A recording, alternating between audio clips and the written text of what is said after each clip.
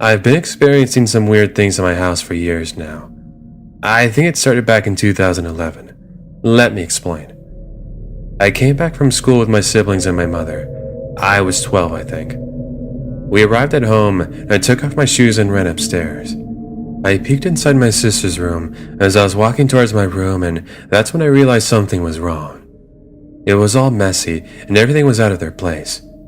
I told my mom as I feared somebody had broken in, but we checked all the doors and the windows, and they were locked. Now you can imagine my surprise when I saw that my room was also messy. My clothes and my mattress were on the floor, and everything just seemed wrong, as if somebody had done it out of hate. We all got the creeps when we saw my sister's stuffed animals. They were scratched, torn apart, like if some sort of animal had gotten inside my house. But as I said, every possible entrance was locked. We never knew what happened that day. Things were normal for years after that occurrence, but then in 2014, I think, some really creepy stuff started to happen. One day I was alone in my house. It was a school day, but I had faked a stomach ache, so I stayed home.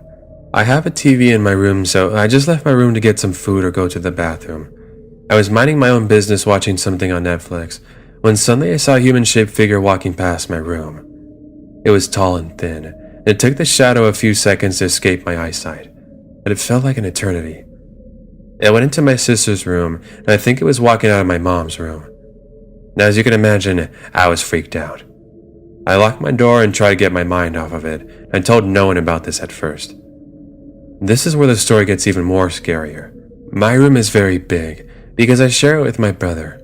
And one night, my sister came to our room and asked if she could sleep in the small couch we have in our room. I didn't answer, as it was really late and I just wanted to go back to sleep. But my brother did, as they are very close. We all went to sleep, and the next day, she told us she was scared but didn't tell us why. That of course made me nervous, because my sister is really mature, and it was very rare to see her scared. We went on with our day, and when the night came, me and my brother heard my sister arguing with my mom. We went in and started to hear the conversation. My sister was crying and seemed very scared and mad. I remember she said that my mom was trying to creep her out, and she ran to her room. We asked my mom what was wrong with my sister, and she told us why my sister was so scared. She said as she was falling asleep, she felt as if somebody was sitting on her bed, and then she saw a shadow standing close to her bed. Obviously, I was creeped out. My mom had also told us she had seen this shadow walking by, but that she wasn't scared of it. My brother told me that one night he was trying to fall asleep after being on the phone for hours. I was already asleep by then, but he recalls hearing a faint whistling sound that immediately caught his attention. The whistling was coming from my bed. He said it was very clear and loud, and that's what freaked him out. So imagine that something was next to me whistling while I was asleep. I forget to mention that my doorbell would ring every day at 3. It all started when one day we were all eating in my kitchen and somebody rang our doorbell. One of us got to the door just to realize nobody was there. We didn't really care because we thought it was a kid pulling a prank on us. But the next day it rang again and again, and nobody was there. And that of course kept happening. Sometimes it was at 3 o'clock exactly. Sometimes it was at 3:01 or 3:02. One day, my mom was outside my house, and at 3 o'clock, she was back from the store or something. When she was about to walk towards the door, she swore she saw as if somebody was pressing the doorbell button. We disconnected our doorbell after that. Finally, one day I was alone in my room. I was using my iPod while it was charging. I was minding my own business when suddenly my iPod decided to throw itself to the ground. It felt as if somebody had pushed it very hard and out of my hand. The push was so hard that it disconnected the charger and dropped my iPod so hard that the screen shattered completely. Whatever is living in my house really hates us. Those were some of the strange things that have happened in my house. Not all of them.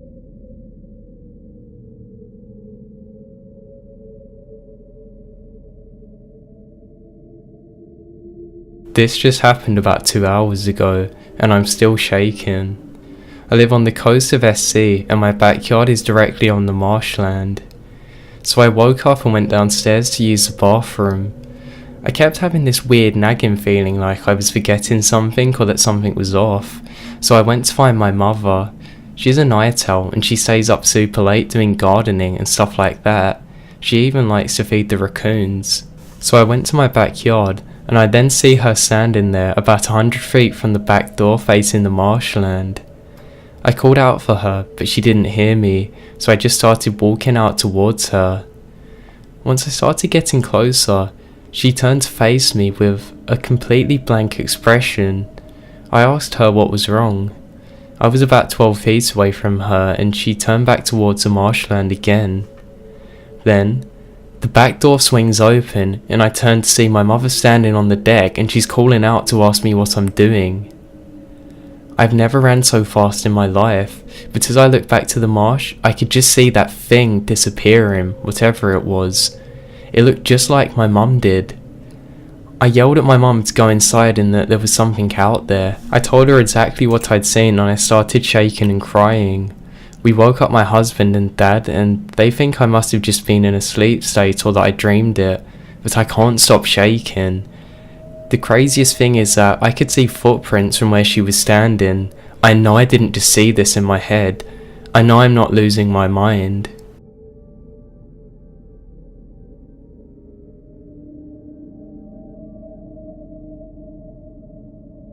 Hello everybody. I wanted to share details of regular unexplained and paranormal activity that has been occurring at our family home for nearly 30 years. The activity ranges from cold spots and noises to moving shadows and full-on apparitions. In turn, each family member has heard or witnessed something, but some more than others. I'm interested to read what people's thoughts are on the matter, and if anybody else has experienced such things, you should write them down. I grew up in Salford, near Manchester in the UK, and we moved into what is a 2-up, 2-down council house in and around 1990 or 1991. During that period of time, it was myself, my parents, and my younger brother. I'm not sure when the activity first started precisely, but I'm aware that it is within a couple years of us moving in. My brother from an early age complained of being disturbed at night by an old man, and on several occasions would wake up and inform my grandmother, who would babysit of an evening whilst my parents were out. He would say that the man had told them to wake up for school. As far as I knew, this was chalked up to bad dreams, or a vivid imagination. However, the instances of my brother seeing this old man became more frequent and started to occur during the daytime. My mom recalls a particular day when my brother dashed downstairs, visibly upset, telling her that the man was following him and was walking down the stairs. She checked the staircase, but nobody was there. It was around this time that she had her initial encounter with the old man. When vacuuming the living room, she described seeing a pair of legs in pressed, pinstripe trousers and a knitted tank top on the torso. She says that from the bottom, the apparition was almost like a living person which stood in the room, but then it started to fade towards the top of the body, with the head of course and the face barely visible. She remembers throwing the vacuum in the direction of the figure and running through to the back of the house and outside. A few days later, she told her neighbor about what she had seen. The neighbor, of course, as you might imagine, was a little bit disturbed, and told her that who she was describing was the previous occupier, an elderly man by the name Fred. He had passed away in the house, and it was a couple of years after his wife. Fred was seen on several occasions shortly after, again by my mom and brother, but also my grandmother. My grandmother told me years later of her experience, that she was helping my mom do some work in our garden when she saw an elderly man walk out of our back door and across the garden, vanishing as he walked. She told my mom of what she had seen, who in turn told her about the elderly man who seemed to be haunting the house. Although he didn't seem threatening, it really unsettled my grandmother, and coupled with my brother's encounters, she refused to take care of us at the house, and instead, we spent a lot of time at hers. To this day, she isn't particularly fond of visiting my parents' home. From then on out, sounds of walking around in the bedrooms or on the stairs upstairs when nobody was in or out of them ended up increasing, and items disappearing or being moved around became a part of the norm, particularly for my mom. We did notice that the activity was more persistent around summertime. My mom was, and still is, the person who witnessed the most activity out of all of us. Whether this was because she was in the house more or she is particularly sensitive, I'm not sure. But I believe a lot of the activity can be explained logically. What is interesting, however, is that when our parents decided to move my brother and I into different rooms, my brother seemingly stopped being disturbed by Fred, but my mom experienced more. I personally didn't experience anything until I was 14 or 15 years old, when in the early hours of the morning, I heard continuous, almost deliberate footsteps around the stairs and landing area. I remember waking up, quite annoyed of course, believing it to be my dad having a relentless night. And of course, as you'd imagine, all I wanted was enough sleep for school the next day. I called out to him to shut up and go to bed. That's when the noise suddenly stopped. No noise of feet returning to the bedroom or going downstairs. Just complete silence. Around a minute or two later, my bedroom door flung open and hit the wall. I remember jolting up and seeing nothing in the doorway, but the sound of footsteps started moving around my room. I yelled out to my parents and dived under the covers. My dad rushed down the landing and the footsteps stopped just as he came into the room. I had told him what had happened and that I was frightened. He didn't laugh it off or tell me it was nothing to worry about, but instead told me to get into the bed with my mom and that he would stay in my room for the rest of the night. I found out a few years later that this was a regular occurrence for my parents, constantly being woken up by footsteps on the landing and stairs as well as around the perimeter of their bed. My parents seemed unnerved that something had started to disturb another one of their children. I'm aware that this post is becoming very lengthy, but there's so much more to tell you guys, especially as we now have a younger sister who is having her own unusual experiences. I live in my own home with my little family, and it seems to be spirit-free. But even to this day, I find I'm having conversations with my parents about the unusual activity happening in their home. The most concerning so far has been of a dark figure sitting cross-legged in the corner of my brother's room around 4 or 5 years ago. He says that he felt like it watched him for an extended length of time, and that when he tried to ignore it, he could feel and hear tapping on the headboard of his bed. Eventually, it ended up being too much for him, and he vaulted out of bed, past the figure that was sitting in the corner, and out of the room and vomited in the bathroom with fright. However, as a true show of masculinity and the obvious need to get some sleep for an early start, he went back to bed, enduring the tappings again and told whatever to go to hell because he had work in the morning. For the past few years, my 11-year-old sister has experienced a lot of knocking noise around her headboard, similar to the ones my brother experienced the night he saw the dark figure. It's important to point out that these are occurring in different rooms and on different types of headboards. My brother's are leather and wood. My sister's are iron frame. Since a youngster, she has preferred to stay in my parents' room, but from the age of 7 or 8 years old, they knew they needed to get her out of the habit. Nowadays, my sister has it initially okay with going to bed in her room, but she gets disturbed around the same time every other night by knocking sounds on her bed and finds her way back to my parents' bedroom. As far as I'm aware, she hasn't seen anything unusual, but she definitely isn't keen on being alone in her room for long periods of time and has complained to me in the private that she thinks somebody watches her. My parents are reluctant to talk to her about what might be happening and the family's past experiences as my sister gets easily spooked.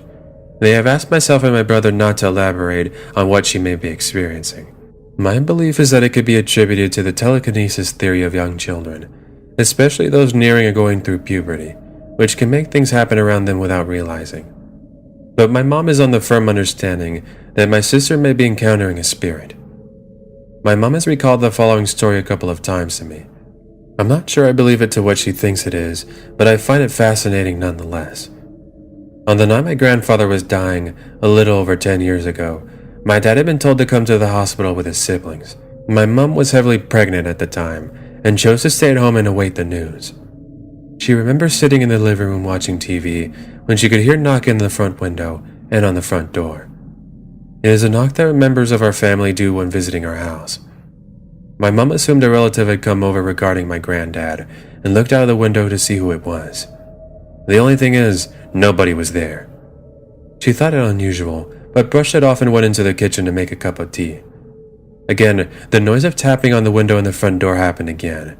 But as she was about to see what it was, the noise of running came from across the landing and down the stairs, stopping at the front door.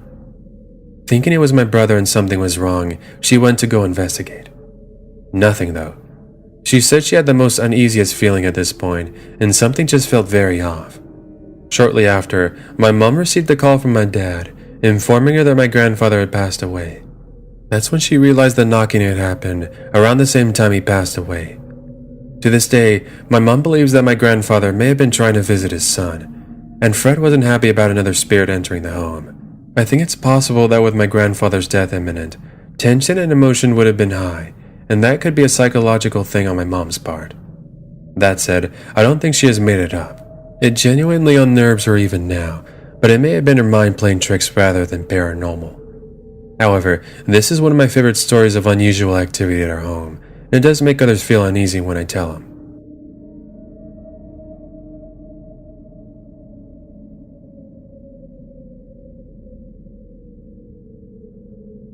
I first heard this story when I was in college.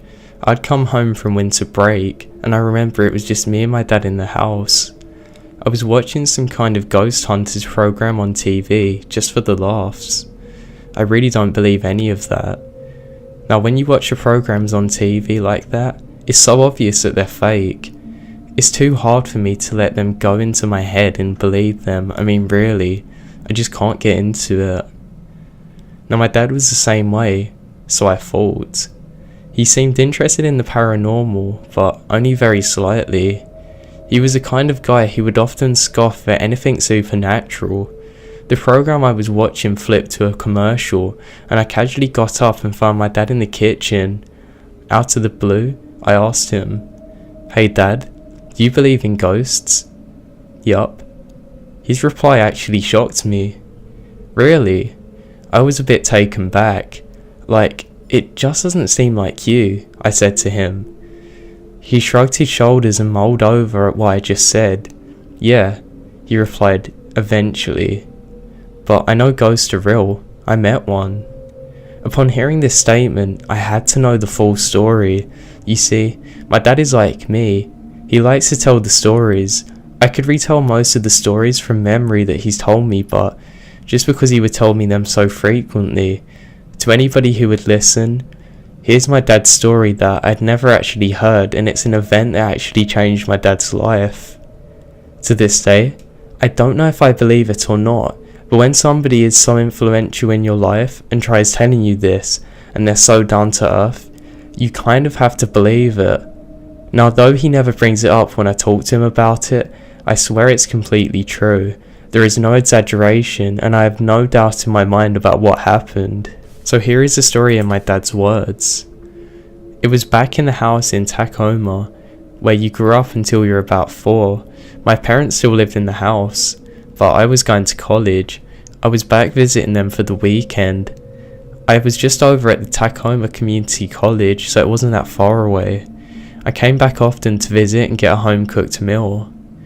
I remembered that I was sitting down for dinner with my parents, just 3 of us. It was in late spring, early summer season, so it hadn't really gotten dark out yet.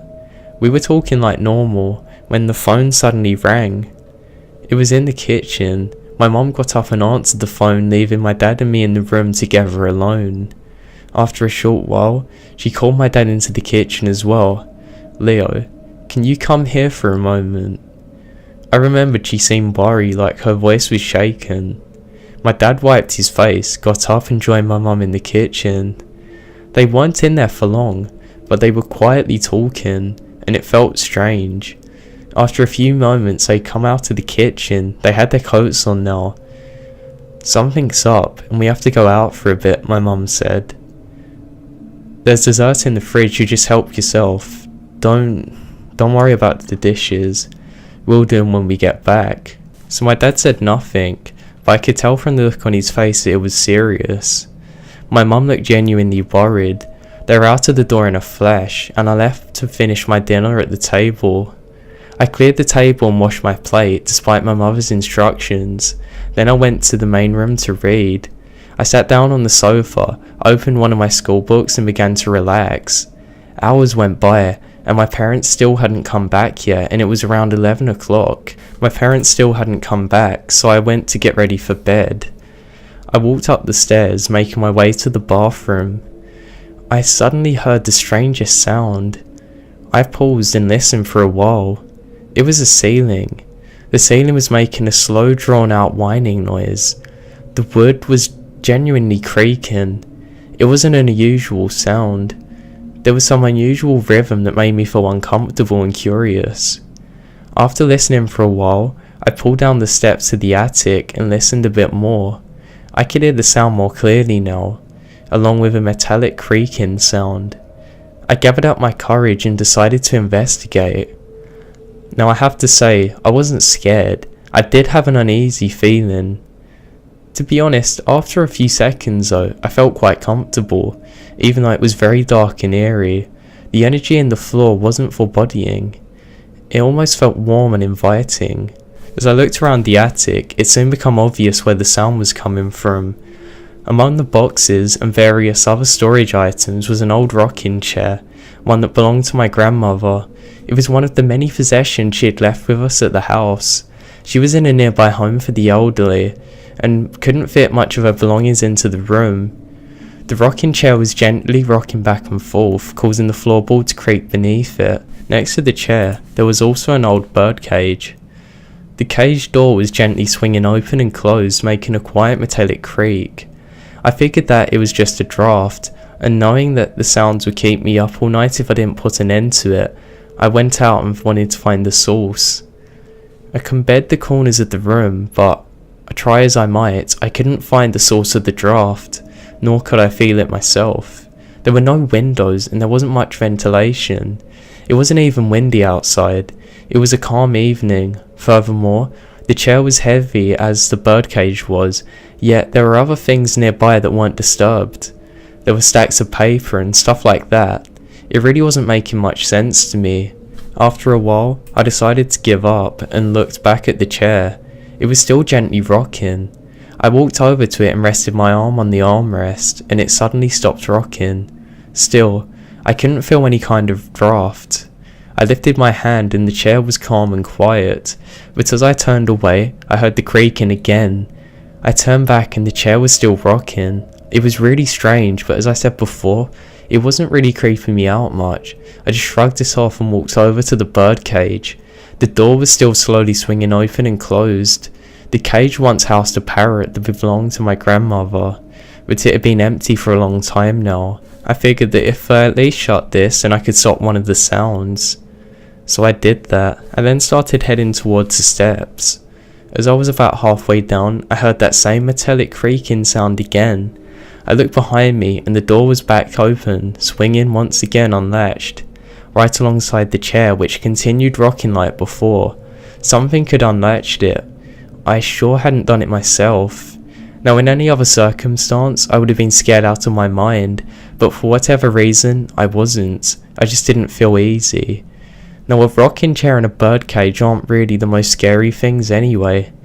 I just ascended the attic with a last glance at the strange behaviour. I then went about my bedtime routine. The creaking sound continued for a while and I couldn't sleep for it. I went back downstairs to where I could hear the noise, and I continued reading. It was a little after midnight when my parents pulled into the driveway. They came in and found me reading, and they sat down with me. My mum was crying. They explained to me that they had spent the night at the hospital where my grandmother had just passed away.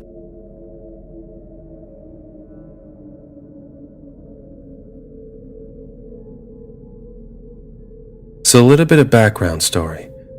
I decided to ride my bike to and from work during the summer to save up a little more money to buy a nicer car. I was living in California's Central Valley, so it was hot during the day and warm at night, so not really a big deal. I rode my bike for roughly 3 months, 5 to 6 days a week, back and forth on the same path that led almost directly from my work and right to my house. One night we were getting out of work particularly late. I worked at a restaurant, and getting out at 1 in the morning on the weekends wasn't unheard of. My coworker, who usually rode with me on days we worked together, had gotten a ride from his girlfriend, so I was alone. Usually where I live, the summer nights are warm with a light breeze, and I actually love riding at night. There was no traffic, no families on bikes clogging both lanes, and all that kind of stuff. I pretty much always got back within 20 minutes of leaving, max 30 if I was really going slow. And this night was different though. From the get-go, as soon as I walked out the door, it was really cold, which is unheard of. So I decided to just ride fast and get home quick. It actually starts off pretty normal. I'm going over a bridge that goes over a freeway, and then it makes a weird turn. The street lamps behind me start to make a loud electrical noise, so I look back. It's as if something was approaching the lights behind me, and they start to flicker one by one. I'm a little spooked out at this point, but then I hear what sounds like another biker coming along the path behind me, and I feel relief that there's another person nearby me. Then the noise changes. It turns into a whistling, howling noise that rushes by me, actually flapping my shirt. Now, I'm on borderline freaking out at this point, so I ride even faster. I keep hearing sounds like whispering behind me, and multiple times I feel like something would snag the back of my shirt, or even the pants on my leg. Keep in mind, this bike path looks nearly identical from start to finish. It's just a path of dead grass on both sides and walls with houses. Very easy to lose track of where you are. So I keep riding and riding faster, and my heart is going faster than ever before. I'm on a fixed gear truck bike, so I can get it moving pretty quick when I want to. So I'm tearing down this path, and I never see a single sign of life the whole way down. No cars crossing at intersections, no people on back porches, just the path lights flickering behind me, and noises that sound almost human right behind me the whole time. I finally make it onto the road I turn on to get to my house. It's dead empty. There are 0 cars, and even in my semi-small town, this is unheard of. There's always cars stuck at a light or even at 7-Eleven on the corner, but there's no one anywhere. So I kept going, with light-sounding noises still behind me. I get right in front of my door and unlock it, and take my bike straight up to the door. I wasn't going to mess around and open the garage. I go up the stairs, and that's when the most terrifying part happened. I looked at the clock. It said it was 3:12 a.m. Now, it had taken me almost 2 hours to get home, and I still have no idea how it took me so long. I have no resolution for the noises, or even the flickering lights or the complete absence of people. But needless to say, I never took that bike path again.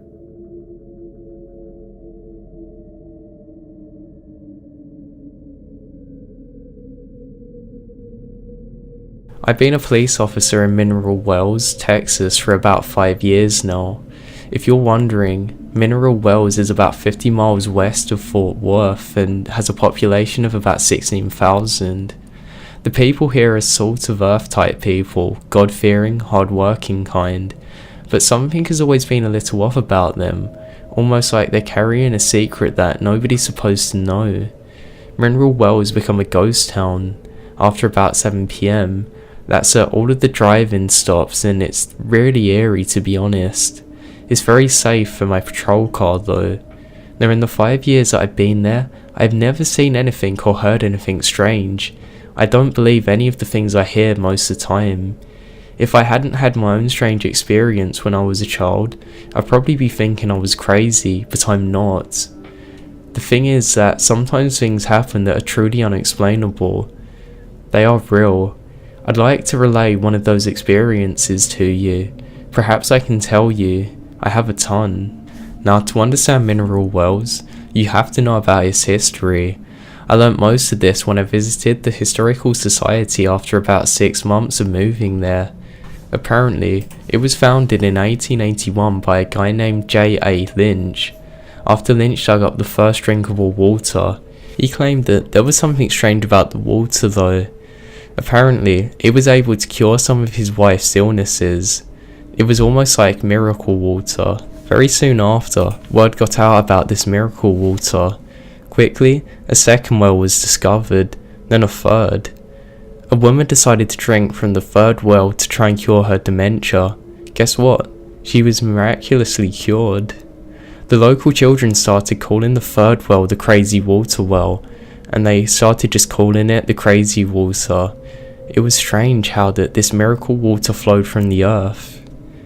News about this crazy water spread far and wide, and by the early 1900s, Miracle Wells had become the South's greatest health resort, with hundreds of mineral wells, bathhouses, bars, hotels, etc. People travelled all from over the country in hopes of experiencing this amazing healing power. As you probably imagine, many of the visitors were old or dying. Today, Mineral Wells is a shadow of its former self. Whilst it still has industry, it mostly operates as a tourism and retirement community. But don't let that fool you. In this town, there's a famous quote that says, "The past is never dead, It's not even the past. Now, after I'd been on the force for about a month, I had my first experience of strangeness of mineral wells. We got in a frantic 911 call about somebody finding a dead body. I still remember the address. It was at Baker Hotel. I was working nights there. Apparently, that's where the rookies start, and the call come in at about 12:30 am. My partner and I were in the area, and it didn't take us long to get there. When we arrived, the 911 caller was gone, but the body was there, just as I had described it. It turned out to be a young woman. She was splayed out on the red brick steps that led up to the front entrance. Her back was broken and whatnot. It was honestly the first time that I'd ever seen anything like this. She had fallen from a great height. I remembered looking up to see if there were any balconies that she could have come from, but there weren't any. But there were plenty of windows since it was an old hotel. They didn't have very good safety features like modern hotels do. In fact, many of the windows were left open. I later learnt that the Baker Hotel had been shut down in the 70s, but no one would ever admit as to why. We secured the team and called out an investigation unit. The girl turned out to be a 29-year-old. She had been a resident of Mineral Wells her entire life and worked as a manager at a local cafe. On the night in question, Paulina had been out with some of her friends and was at a bar near the hotel. One of the girls that she had been out with had told the investigators that they had all been hanging out on the 7th floor of the hotel drinking after the bars closed. They suddenly realised that they couldn't find their friend anywhere. They began looking for her and found her clothes in a pile of one of the rooms next to an open window. When they realised that she had fallen, they called 911. There were only two bits of information they could offer. That the first was that she was called Paulina, and she had been overheard saying that she needed to go and meet Virginia, but none of them knew who her friend was. The second was that there were rumours in the town that she had been having an affair with the owner of the cafe she worked at, but none of them admitted ever seeing him with her. When I first heard all of this, it seriously disturbed me. By all accounts, she was a young, well-adjusted woman who had no reason to kill herself. Why would she do it? And why did she take off all of her clothes before doing so? After a full investigation, I didn't hear much about the case again. The investigators thought the circumstances were odd, but odd things happened in Mineral Wells all the time, and they were just pressing cases. This case was eventually closed.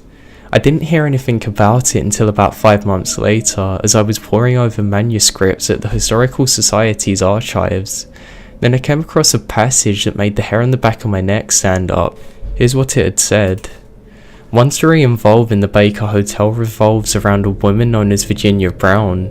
As a resident of the hotel who was the alleged mistress of T.V. Baker, the owner and builder of the hotel, according to legend, Virginia was upset over the affair and drunkenly plunged to her death after jumping from the 13th floor. Many visitors to the hotel before it closed in 1972 have reported seeing a dead woman, sometimes wearing a red dress and sometimes not wearing anything at all.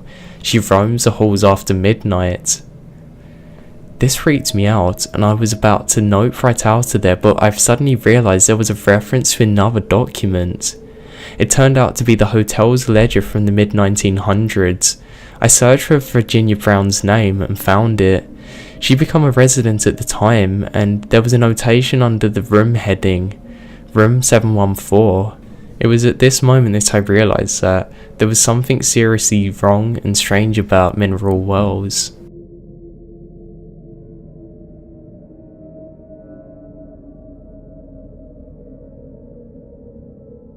I've got a story that I rarely tell, because it always freaks me out. At the time I was 18, just graduated high school. I didn't go to college right away. I actually took a break and picked up a second job instead. For my second job, I worked a third shift, 10 p.m. to 5 a.m., with 4 other people on a rotated schedule, no more than 3 a night, sometimes 2. After a few months, I became friends with my coworkers. We'd take smoke breaks and eat lunch in the back, play music, etc. Honestly, it was a chill job and I actually liked it. Working at night can mess with your brain though. I realized that. However, my body had completely adjusted and I was always energetic and ready to get the shift done. At this point, I should probably say that when we worked, all the doors were locked and there was absolutely no way to go in or out without triggering the nightly alarm that automatically sets. One night when we showed up, before our manager left for the night and locked up, he told us it would only be my co-worker, I'll use the name Mike, and I, as our scheduled third, we'll call him Jake, called in sick about an hour ago. Me and Mike had no problem. I was probably closest to him because he was my age, and I had my dad as a teacher at his school. We start our usual routine with walking around the store with my manager to ensure nobody is there. Then we check the alarm and watch him lock the doors on his way out. We decided the first order of business was to smoke a cigarette in the back of the warehouse. The smoke detector was a good ways up, and we never had an issue with setting it off. Now, here's what gets wild, so stay with me. Me and Mike pulled the pallet stacked with boxes out from the warehouse and onto the main floor. I grabbed a dolly with some boxes of dried goods and headed to a different aisle so we could be ahead of schedule. We always typically split up for efficiency. About 15 minutes pass and I head back for more boxes. The pallet was in the central point in between us. Neither of us were in the same aisle as it. When I got there, I saw a bag of chips and dip opened on the pallet, with obvious dip marks in the dip. Now, we often ate food and left cash at the customer service desk. Our manager was okay with it. Mike met me at the pallet as I was loading up my second trip. I jokingly made fun of him for getting chips and dip because it seemed like an odd snack during work. He looked me dead in the eye, and I saw his face visibly change and say, "No, man, that's yours." Apparently, my face did the same when I told him it wasn't. Obviously, Jake was there pulling a prank on us or something, and the manager went along with it, right? Well, no. At this point, we decide to be logical and check the store to catch whoever is doing this. We both have goosebumps the size of mosquito bites on our arms as we try to laugh it off. But something just felt off. Way off. It just seemed a little colder and we were both on edge. We sweep the warehouse in the back and the break room and we don't find anything. No dice. As we get to the front of the store, there's only one entrance to the store. It's right near all the 12 registers we had. In the front, there's big metal racks where we sold charcoal for grilling, and also those big logs that burn really slow so people that can't survive on their own can escape the city and enjoy campfires. As we walk inside of it, we hear a whoosh and 3 logs flew off the shelf. Now I'm not gonna lie to you here. I screamed, and Mike jumped. We were freaking out at this point, but I stopped and convinced him to walk to the shelf with me, about 15 feet away, so we could check and make sure the shelf was sturdy. But 2 adults, over 170 each, we couldn't budget. Something threw the logs off in front of our face, and as we walk around the store again, trying to find somebody, we don't find anybody. We decided the best thing to do was to continue to work and listen to loud music. We ended up working together the rest of the night. Now, here's the craziest part. We got done a little early, so at 4:50, 10 minutes before day shift came in to relieve us, we started goofing off on those electric scooters for the handicap that were parked in the front. It's critical that I tell you the front had big glass windows, so you could see both in and out from the parking lot. We kinda just didn't talk about what we saw after it happened. I went to sleep that day and woke up to a call from Jake. He sounded like he was having a panic attack. His mom, who worked there during the day, was one of the ones that came in at 5. She was older. Working there was more of a way to keep busy than out of necessity, I think. Jake told me on the phone that when I left, his mom started talking to him in the office, where we clocked in and out. She asked him, "Who was by the door in all black watching you guys on the scooter?" Needless to say, I couldn't sleep. Mike and I never worked alone after that. Later on, I found out that his family had a history of weird experiences like this. Whatever happened that night scared the hell out of me. It wasn't after me, but to this day, I still get spooked.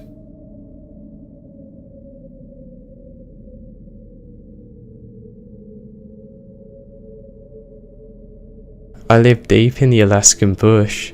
I grew up there. For those of you who don't know what the bush is, it's basically where the mountain men are. They're all extremely self-sufficient. Anyway, I was born and raised on my grandpa's homestead.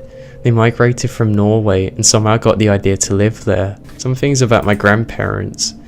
They're both very much of the old ways. They believe in the spirits. Also, they're very used to living off the land. Now when my grandparents moved to their homestead, They made friends with our closest neighbours who are a few hours away. They were a tribe of Native Americans who referred to themselves as the Dene. I think my grandparents got on well with them because they had similar beliefs. Anyway, I remembered waking up in the middle of the night out of a heavy sleep. Not groggy at all, like I'd just been awake for hours. Normally I'd go back to bed, but for some reason I felt the need to get a drink of water. I wasn't even thirsty. I just felt the need to get a drink. I remembered opening the fridge, grabbing the jug of water and pouring myself a glass. I don't know how to explain this part. I tried to put it into words for 15 years. I felt a compulsion to look to my right and just out of the kitchen window. I wasn't forced or anything, it was just a nagging feeling. That's when I saw it. It literally gives me nightmares to this day. I thought it was an animal at first, unlike anything I'd seen before staring directly at me. It had the antlers of an elk, but its face was messed up. It was almost demonic looking. Its eyes given away that it wasn't normal. It had forward-facing eyes, almost like a predator. It was very dark and I could barely see, but it had milky white teeth. Its mouth was in fact moving, but I couldn't hear what it was saying. It just stared at me. I wasn't afraid. It just felt like the sense left my body. I stared back for about 20 seconds, turned round and went to bed. I was just confused out of my mind. I was sure that I was sleeping this. I knew it wasn't anybody messing with me because how far the house is away, or if they were, it was very strange. The next morning I heard my father cussing and yelling, till my uncles grabbed their rifles and hunting gear. We had this big insulated chicken coop that could pass as a barn anywhere else, that we chained off every night so wolves or bears wouldn't get in. Well, something smashed into that coop and killed all the chickens. It's never happened before and never since. I remembered that as all of this was going on, I saw some of the tribe men talking to my grandfather. No big deal. They stop by every once a week to check up basically. My dad is still shouting and annoyed. I think it was an animal that I saw last night. My dad starts asking me for the details when I explain what I saw, and my grandfather and the Native American men immediately stopped talking. They came over and asked me to be very specific. I was sure I was dreaming about it being 9 yards tall. They then started talking amongst themselves and to my grandfather for a bit and said they'd be back ASAP. When asking what the hell was going on, we were told that we were visited by a paranormal spirit and that it was very dangerous, and out of respect that they would not talk into any more detail about what had happened. We were told never to talk about it, since speaking of it gives it power. None of us had this, but I had to get it off of my chest. I now live in the southwest US now, but to this day, I will not go into the forest alone or for extended periods of time. I was almost certain that what I saw was just in my sleep and not real, but thinking of it, who knows what could be out there in the wilderness like that, miles away from people and civilization.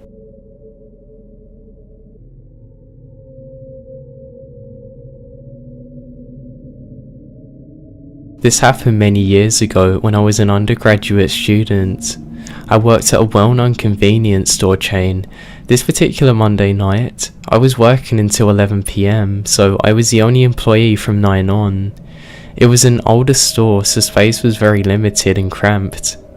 The only cameras were aimed at the cash register. The store was located between the university classrooms and the housing. It was close enough to walk from campus and back to get snacks and drinks between classes, is what I'm saying. But business was fairly slow after 9 PM during the week. Now I was stocking the shelves when a man entered. He wore a brown jacket and faded blue jeans. He went to the back of the store by the beer coolers. He was wearing sunglasses when he came up to the counter with a 12-pack of beer. Now my hair rose on the back of my neck. It was dark out and the customer put on sunglasses. Suddenly, he pulled out a gun and aimed it at my face. He told me to empty the till. He didn't ask about the cash drop or safe. He grabbed the cigars on the counter and told me to empty the overhead cigarette bins and lottery tickets and took my wallet. I sure as hell thought I was gonna die when he made me lie on the floor behind the counter. I just closed my eyes and started praying. I exhaled a huge sigh of relief when I heard the doors open.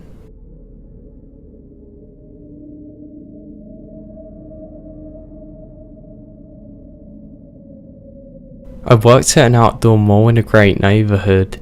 You'd assume that it'd be safe as hell there, but then again, you can't be sure anymore. There are creepy people everywhere, and I just can't help shake the feeling that this isn't my last encounter with this guy. So I'm a 19-year-old and I work at a kiosk. It's usually teens and young adults and occasionally some older adults that shop with us. There is this one guy, however, who is very recognisable. He does come in pretty often. He always has the same leather jacket, crinkle corner of his eyes, one front tooth shorter than all the others, and he slouches in some weird way when he walks. Now he's usually just harmless, but my god has he made me feel uncomfortable the last couple of times that he's been here. I greet every customer with, "Hey, can I help you find anything?" And most of them tell me that they're just looking. He always just smiles at me and says, "Just looking, darling." I can imagine that. God. At first it was fine. I didn't care whatsoever. He seemed like a harmless 50 or so year old man. He spent a very long time looking at the display cabinet and never bought anything though. Now I usually do the night shift when I'm working here. I'm usually on my own in the back. There's the odd friendly security woman who stops and has a chat with me, but she comes by every half an hour or so there's very few people where I am, and the only other stores in my view are a Reebok and Mackey's. Now a few nights ago while I was sitting at the kiosk bored out of my mind, the security lady had already continued on her way. I scrolled through Reddit and was getting ready to open up Netflix and continue watching some shows. I suddenly hear footsteps coming up behind me. I look up and see the creepy man staring at me, but he's not actually at the kiosk yet.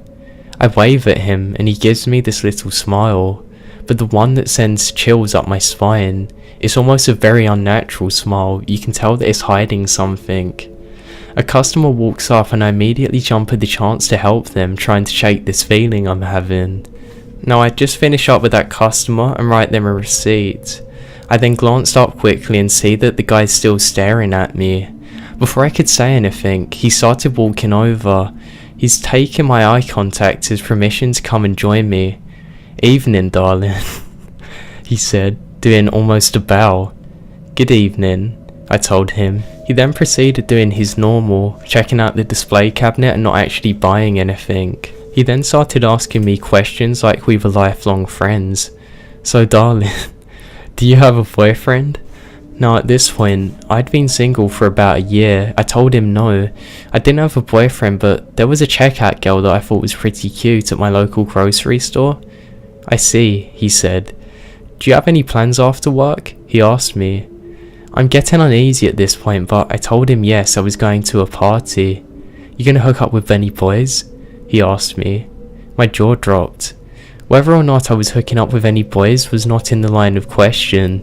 Because I told him no, he smiled and said, "Good, you're too pretty for them boys anyway."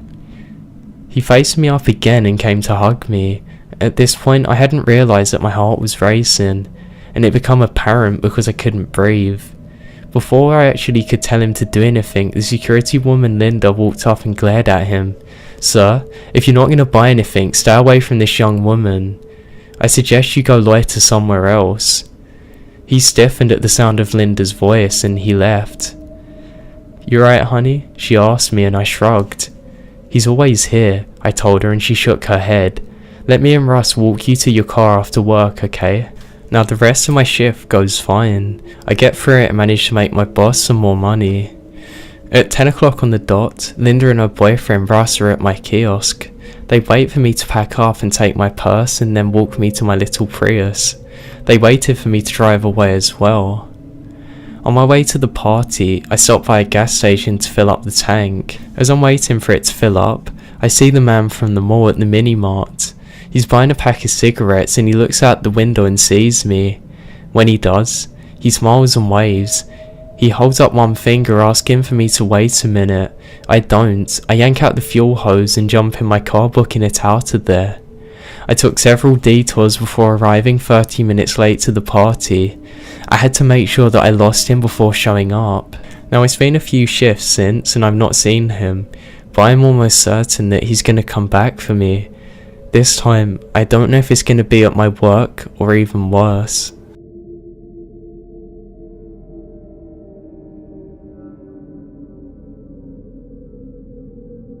So a little backstory before I tell you one of the most crazy experiences of mine that happened during my 2-year security career from 2013 to 2015. So I'm a 6'7" male and I live in Australia.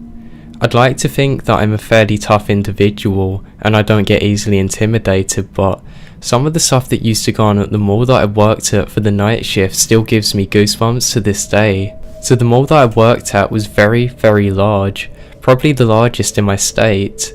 And all the way up until about 8:30 PM, it would still be quite busy. It was only around 9:30 we would manage to usher all of the stragglers out, and by about 11 PM, all of the business owners would have to leave. My job at this point was just to patrol the mall and make sure nobody was sticking round. Now, we weren't allowed to have any weapons. The only thing we could carry was some mace. Now, there were multiple occasions where we would find would-be thieves hiding around trying to break into shops after dark, but they were normally far outnumbered by 4 or 5 of us on the shift at the time. Usually without fail, they just turn themselves in and not want any of the hassle that would come with fighting us. However, on this one particular night shift, things started getting really weird for me. I'd say it was about 2 o'clock and I was standing in the middle of the empty food court eating a sandwich. This was the only part of the mall that had any light at night time due to the skylight, so it was comfortable to eat there. While I was eating though, I heard a dull scraping noise from the hallway leading off to the food courts and to the toilets. It really sounded like somebody was dragging a piece of metal on the floor. I was immediately put on edge by this and I flicked on my torch without a moment's hesitation. I can remember creeping down the hallway, flashlight in hand, illuminating a good 6 or 7 meters in front of me.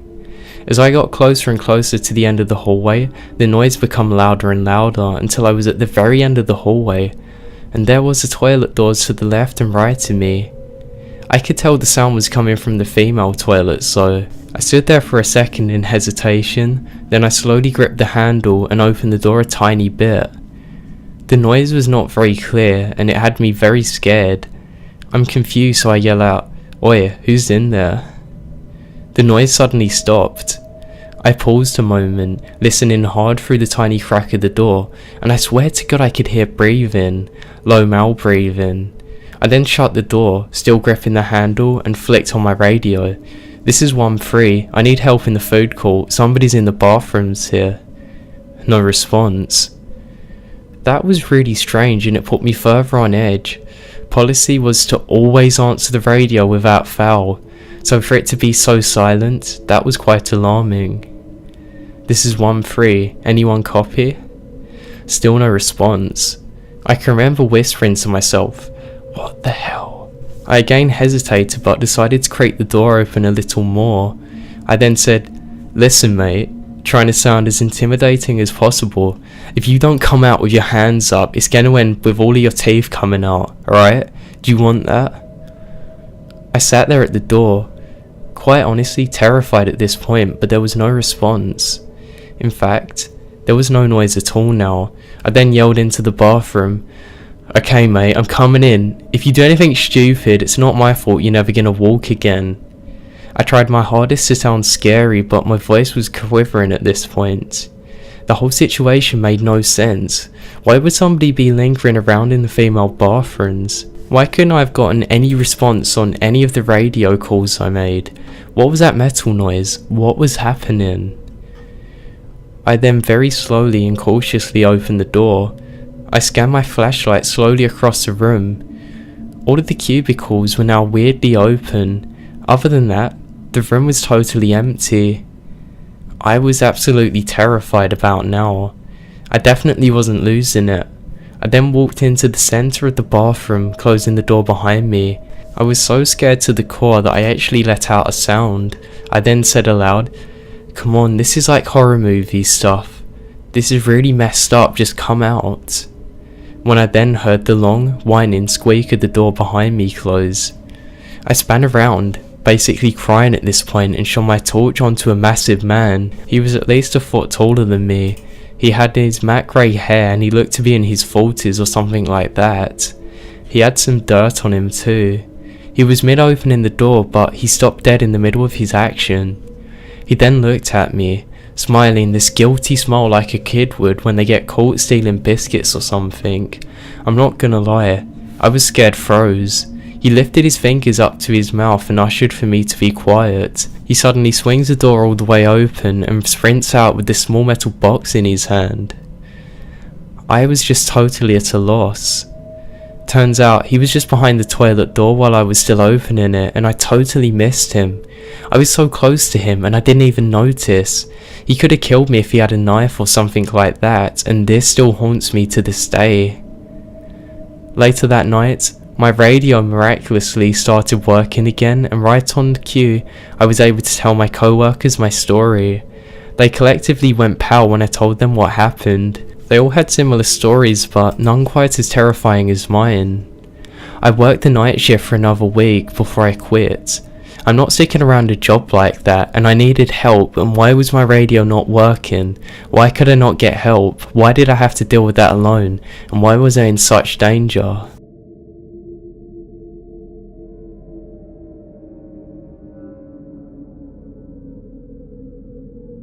This happened back in 2010. I was working in a hotel in a suburban area. It was a pretty nice place. When I started there, I was both a PT front desk clerk and a PT night auditor. For those of you who don't work in this industry, I closed the day out on the computers and on the night shift. I had just been promoted to a day job and had a week left at the front desk before I was switching to Monday to Friday, and it was just like any other night. At around 3 AM, I received a phone call.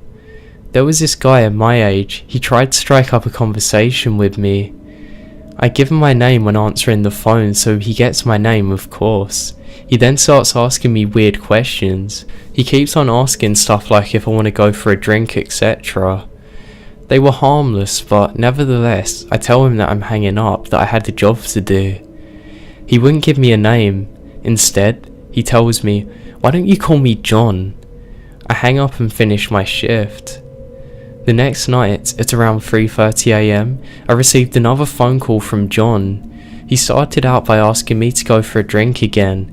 I declined and hung up the phone. He called me back about 5 times every night, each time getting more and more weird with the comments he was saying. He ended up with his last call with the phrase, "I love you like singing karaoke. I love doing that. Let's go do that sometime." Things got really weird when he found my Twitter. I'd gone out a few nights prior with my friends and posted about it. I asked him about how he got my full name and he wouldn't tell me. I hung up again, and he was done that night. I deleted my Twitter and the pages. When my boss came in at about 7 AM, I told him about what was going on. We told my GM and the security guard had a report on it. Now I would only work about 2 overnight shifts a week. Unluckily for me, when I came back the next week, he followed. The phone call started again at around 3 AM and lasted for an hour or so, but this time he was a little different. John was angry that I deleted all my accounts so he couldn't keep an eye on me and make sure I wasn't cheating on him. I told him to go away and that I'm not answering my phone anymore. My security guard will be taking all of my calls and I'm gonna forward them. The phone then went quiet for about 10 seconds and then he screamed, "You're gonna be with me if you like it or not. I'm coming for you right now. Stay put," and hung up the phone. I then freaked the hell out and called the cops. Luckily, I had my security guard there so I wasn't completely alone. Now, it must have been a slow night because it took the cops only a few minutes to get there. I then called my supervisor who left at 11 PM and he then called the manager to calm me down. One of the cops then stayed with me for the rest of my shift. I told my boss about what had happened, and from then on I only had 1 week left of overnights. I just couldn't do it anymore, and I wouldn't. Thankfully, after that, everything stopped. I'm just worried though that he's still out there, and the thing is, even if I leave this job, he's still probably gonna follow me. He knows my name and most of my social media stuff. I just hope that this is the last of it.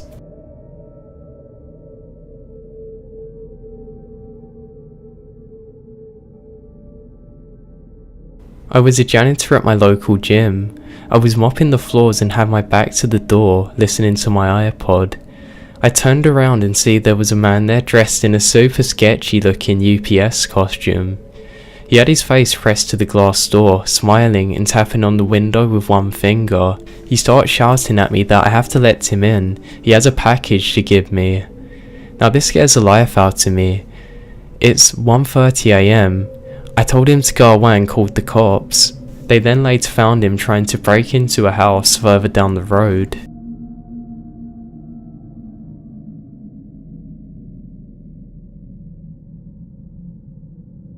My dad used to work night shifts at an old abandoned complex. Now he was doing a security guard job. The place was supposed to be haunted, and there was this basement area that none of them would go in no matter what. My dad told me that even if they had trouble there, they were just told to avoid it and ignore it because it wasn't actually anybody there. My dad was always confused by this and just thought it was the other guys trying to scare him. So one night, he gets a call saying that there's some disturbances going on and he thinks it is coming from the basement area. My dad was sure that the reason he got the call to go down there was because the guy calling him was too scared to go himself. My dad just called him a wussy and hung up and went to go and investigate. Now my dad said there was something off this night. It wasn't particularly that cold out this night, but from the second my dad stepped outside the warm office, he immediately got goosebumps all up his spine and on his arms. He also felt very uneased. Now he was sure that this was just paranoia because obviously working at night, your mind's always going to play tricks on you, and he began heading towards where the basement was. Now it was quite a walk, so he had quite a lot of time. As he was walking there, he went to radio back to let the guy know that he had just set out, but his radio wasn't working.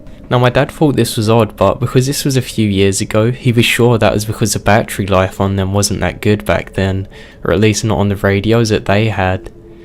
He did eventually get to the basement thing, and he turned back and he could see that one of the guys was watching him from afar. He could see that one of the guys wasn't doing anything, he was just staring.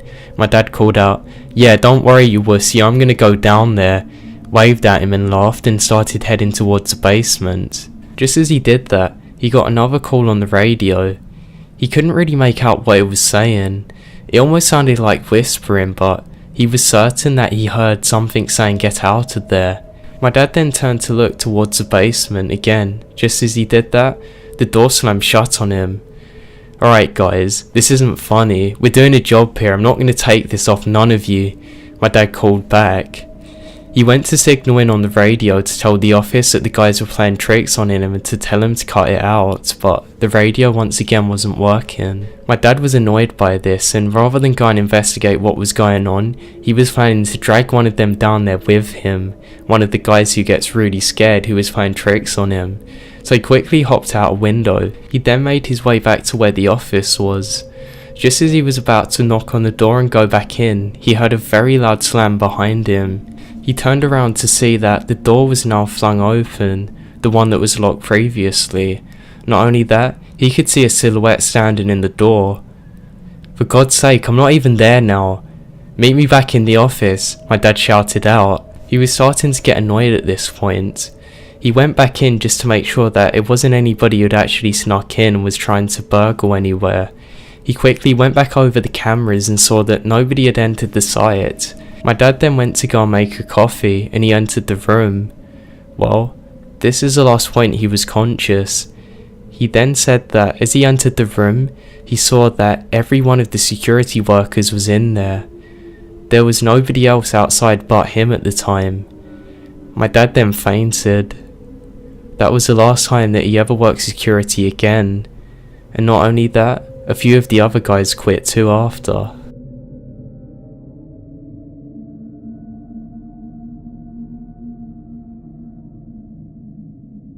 I'm currently a janitor at a gym. We have a stairwell that leads down some stairs to a door that doesn't open anymore because we lost the keys to it years ago. So one night, there's a loud banging coming from the door. It almost sounded like somebody was banging it every couple of seconds for at least a few minutes. I stood at the top of the stairs trying to figure out what it was and just watching, and it suddenly stopped. It then started up again a few minutes later. I went back up there and see that it started again and stops as soon as I get up to where it is. I told my manager the next day and I had a locksmith come in.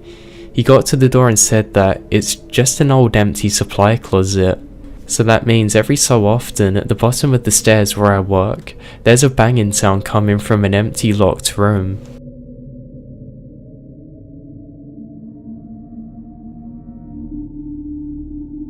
This story takes place in August of 2013, in the mountains of South Oregon. I am a USAF Security Forces airman, in other words, a military policeman. My girlfriend was at work, and as a swelteringly hot day began to turn into thunderstorms, my buddy Nick and I decided to go exploring some back roads and get out of the heat in town. South Oregon is crisscrossed with logging roads, some actively used and many totally forgotten and grown over.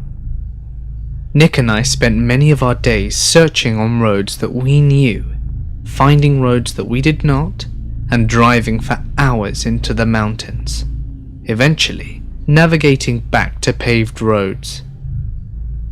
On this particular day, with storm clouds building over the mountains, we set off on a road that we'd never been on before and began the drive into the mountains. After driving for about an hour, we hadn't seen nor heard any signs of any other people in the woods. We rounded a bend into the thick fir woods and emerged into a meadow that was totally surrounded by thick aspen groves. The meadow was perfectly flat and eerily still. We both noticed the strange stillness almost immediately. No birds, hardly any insect noises, no squirrels, and certainly no other people. On the far side of the meadow, right at the edge of the tree line, there was a picnic table. The table was very odd, however. It was painted a bright orange and was much larger than a typical picnic table in a park. Remarking on this, Nick drove through the meadow to get a closer look. I remember being apprehensive as we approached. The whole scenario was exceptionally strange. The overall silence of the aspen grove was unsettling. Also, it was nearly impossible to see far into the trees, as aspens grow extremely close together. When we parked by the table, I hopped out the passenger seat of the truck to check it out.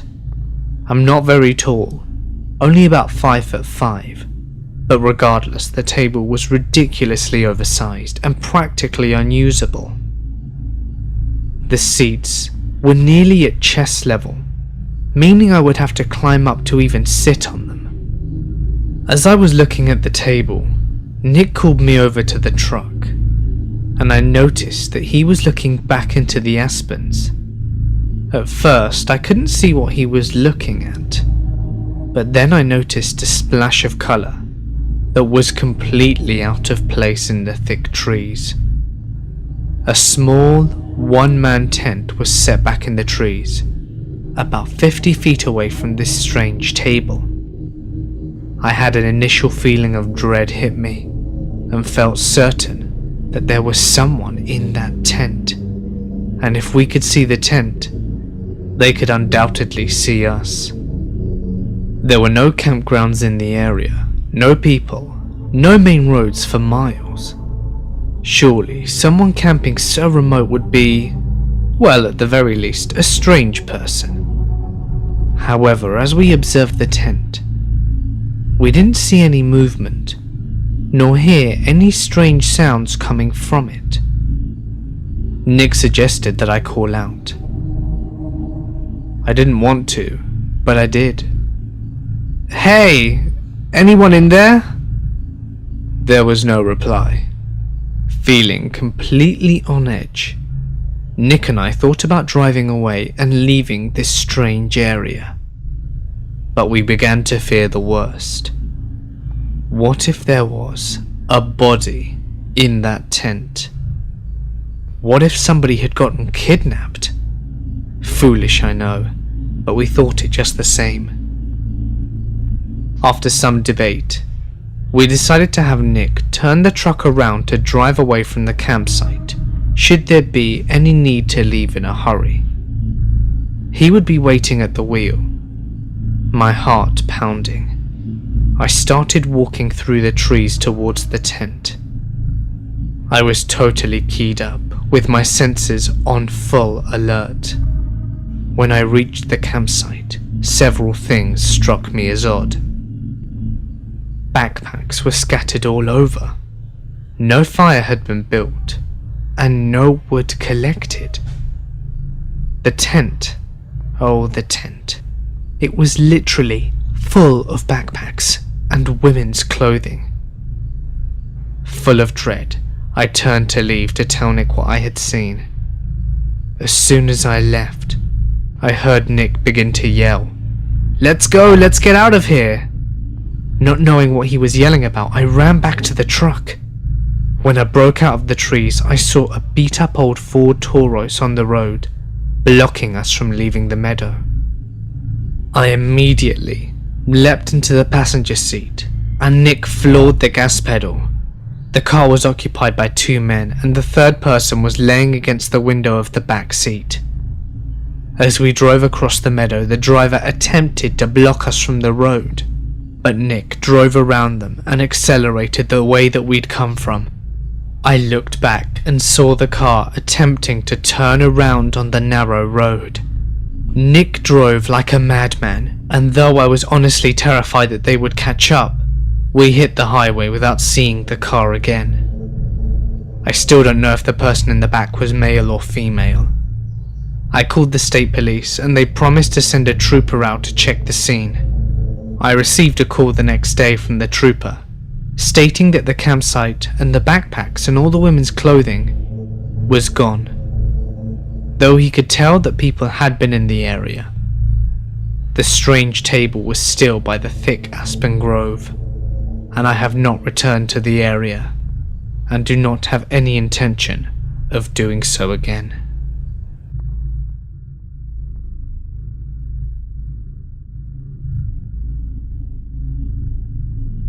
I live in the foothills of the Appalachian Mountains in northeast Georgia. It's really beautiful with hundreds of miles of national forests. There's some great state parks and a ton of fantastic camping places. Unfortunately, my hometown is also relatively poor. While there are some out-of-town residents from Atlanta and other places, a lot of people where I live are really poor. I do freelance work as a technical writer. I do most of my work online. If I didn't have that, I wouldn't have much going for me. If I didn't have this, I would literally have to move somewhere else. It's one of those small towns that will rob you of your ability to accomplish anything in life if you stay there for too long. Excluding a handful of doctors and lawyers and Georgia Power Company employees, the only employment in the area is a Walmart, fast food joints and a couple of grocery stores. To the east of my town, there's the massive national forest. It's loaded with great camping sites and lots of relatively unused hiking trails. I really enjoy hiking on them with my dog, though to be honest, it's pretty unnerving most of the time. There's no signal for literally miles and it's about 10 miles away from town. In the past there's been lots of vehicle break-ins in the trailheads. The gravel parking lots also are usually filled with litter and broken glass and whatnot, I'm guessing from car windows. There's usually really dodgy people hanging around these trailheads or just driving around on the Forest Service roads. There are really rough roads too, and you'll see these beat up $500 cars just barreling along the roads for maybe a moment of joy. All that being said, it's actually a great place to go camping, however, you have to be very careful. A few years ago, a couple of my friends and I decided to go playing paintball in the national forest. It probably wasn't legal, I know, but we decided to turn the paintball expedition into a camping trip so that way we could play the next morning as well. After a pretty uneventful day of shooting paintballs at each other, we drive a couple of miles to one of the more popular camping spots. Unfortunately, a church group or something had taken up all of the spots in the area. This was really the only camping spot that we were familiar with, and it was pretty great to get to. It was getting dark now, so we decided to keep on looking. So we decided for about an hour or so further into the woods. By this time, it's a bit dark and we're getting a bit worried about finding a spot. We all had GPS on our smartphones, but none of us had any signal. Wasn't really surprising, to be honest. We then turned onto a road that really wasn't in very good shape. It had a broken metal barrier laid in the woods nearby. That being said, it looked like 4x4 vehicles had been going over it continuously. Now our F-150 actually had a pretty high clearance, so we managed to get over all of the dirt mounds. There was an old gravel road on the other side, and the other road was pretty much clear of debris. We went onto this one. We drove down that road for a few miles, and we eventually come across a small creek. There were some blue traps hanging over plywood nailed to a tree. It kind of looked odd. That said, it was pretty much dark at this point, and we didn't want to keep on driving around all night looking for a good camping spot, so we left the truck light running and set up our tent. As we were about to set up the tent, we noticed that there was a lot of trash in the woods and surrounding area. I then noticed that there's some green bottle on the floor. After looking closer, I see that it's insecticide. I was really tired at the time, and I just thought somebody had been dumping their home garbage out here, but none of us were weirded out at the time. There was nothing too bad about it, or so we thought at the time. So we set up camp, had some beers, chilled for a bit. By this time, it was probably about 11 PM, and just as we were eating, we noticed that there's a weird faint glow from the other side of the hill. At first, we were convinced that it was the moonlight filtering its way through the trees. However, the angles didn't make sense. It seemed to be a bright light, and it wasn't moving. It was kinda like the glow you see over a bright city, and we couldn't find out what the light source was itself though. Since there was no other access to the area, we decided it was not campers. The hill was about a quarter of a mile from our campsite, so we decided to investigate. Under any normal circumstance we wouldn't have went, but we had some alcohol in us, and two of us, Jacob and I, decided to take a look. My other friend Isaac decides to stay put behind and just put some popcorn on. We started walking towards the light source, and the situation gets even stranger. All of the trees in the area have their bark knocked off in a circle around their trunks. We thought it could have been the work of a beaver that lived in the creek, but it seemed strange that a beaver would go around doing this in a circle. Jacob and I started talking about the ghost beaver in pretty loud voices, due to our fear and drunkenness. As we're almost at the top of the hill, Jacob trips up and lets out a yell. Only seconds after he does so, the light, whatever it was, went out. We then looked at each other and decided that maybe we don't need to see what the light was after all. We walked back in silence, looking back every so often. We decided to turn off our flashlights and just use the moonlight to navigate back to our campsite. When we're a couple of 100 feet away from the campsite, I can see my other friend Isaac walking around the campsite. He was wearing a hooded coat, and I hadn't seen him wearing this before. For some reason, he's carrying his paintball gun. This is a little odd. We said to each other. The fire had started to die down, and we couldn't see our campsite very well. At this point, we've probably been gone for almost an hour. From the distance that we were, it looked like Isaac was looking at something further off. He kept walking around the site and peering in the tent. When we got back to the campsite, we saw Isaac walk up to the road that we came in on. We figured he was going to use a bathroom and didn't wander through the woods like we did.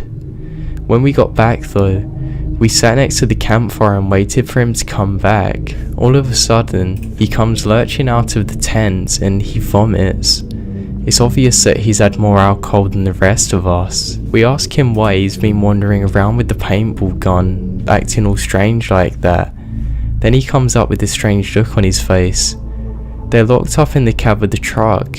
Did you unlock it? We go and check the truck, enter the door code and see our paintball equipment just as we had left it before.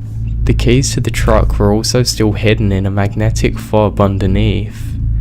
I get a sinking feeling in the pit of my stomach. Isaac, what were you doing after we left? I was watching a movie on my phone, then I fell asleep, I guess. But weren't you walking around with the paintball gun? Did you just change jackets?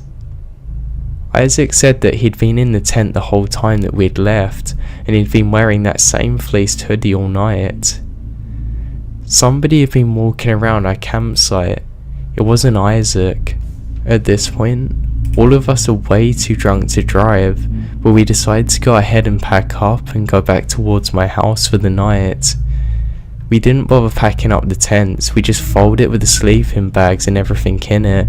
We jump in the F-150 and drive out. As we approach the hump in the road, we can see that there's something grey blocking our path. The metal barrier that had been lying in the woods earlier is now on its stand. By this point, all of us have sobered up to the situation. Nobody wants to get out of the car and move the barrier. Now I did have a metal guard on the F-150, so I slowly drive forward, tapping the metal barrier with the front of my truck, and it falls right off, and slowly we drive over it. We're terrified that it was going to pop one of the truck's tyres and that is it, we'd be done for, not able to drive anywhere, but luckily it didn't. As we drive down the road, we see that there's a vehicle following us with its lights off. It's probably about 1,000 feet behind us, but we keep catching glimpses of it in the moonlight as it's reflecting off the front mirror. I start to drive as fast as I can on the Forest Service road. The other vehicle keeps its pace. It doesn't get any closer though, it just stays 1 or 2 turns behind us. We only see it when the road then straightens out. After about 45 minutes of speeding along gravel roads, we make it back to the main paved road. I start to drive everybody back home, but I decide that it's best to go a different way, just to be safe. I still have no idea what to make of that night even to this day. –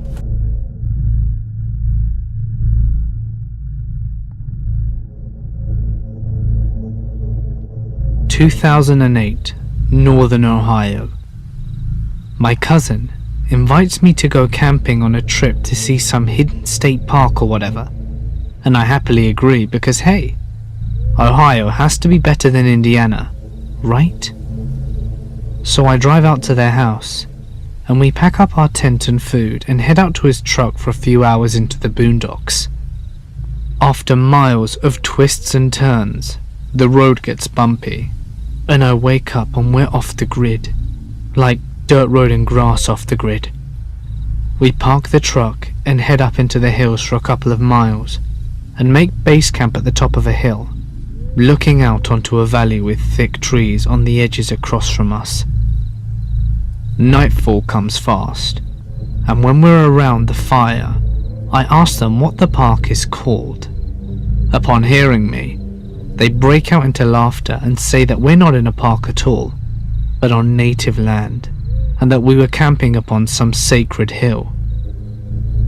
I call bullshit, but they name a tribe which at the time sounded legit enough for me not to argue against it.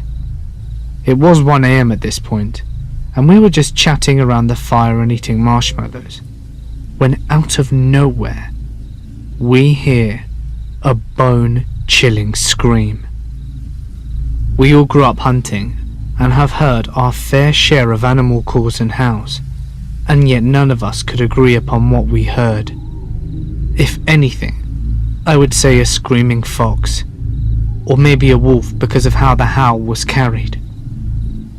It goes on a few more times, and our laughter soon becomes uneasy, as it appears to be getting closer to us. The 5th time we hear the scream, it sounded as if it was just coming from down the valley. We all look down in that direction, and I kid you not, out of the tree line, we see what looks like a gangly, thin, naked man, who from this far away seems way too tall to be normal. This thing takes off in a sprint on 2 legs at us, and without any hesitation, the 3 of us run off the hill and back into the woods towards the car. Being night, it only made the escape more terrifying. As we reach the bottom of the hill, we hear the scream again, but this time it's from where the camp was. None of us turn back to check nor to see if the other 2 are near. After the fastest 2 miles in my life, we get to the truck and floor it off the land to the nearest McDonald's, where we sat until dawn with no words to each other. We agreed to go back in the morning to grab our things. We do, and to our surprise, nothing had been moved or taken, which seemed weird, because if someone was trying to mess with us, they would have trashed the place or at least taken something. We drove back to my uncle's, where we tried to joke about it and just move on. This stuff never bothered me until I saw my friend playing the game Until Dawn, and I became uneasy, and how it looked like what we saw. That stuff is real, and I know it's out there.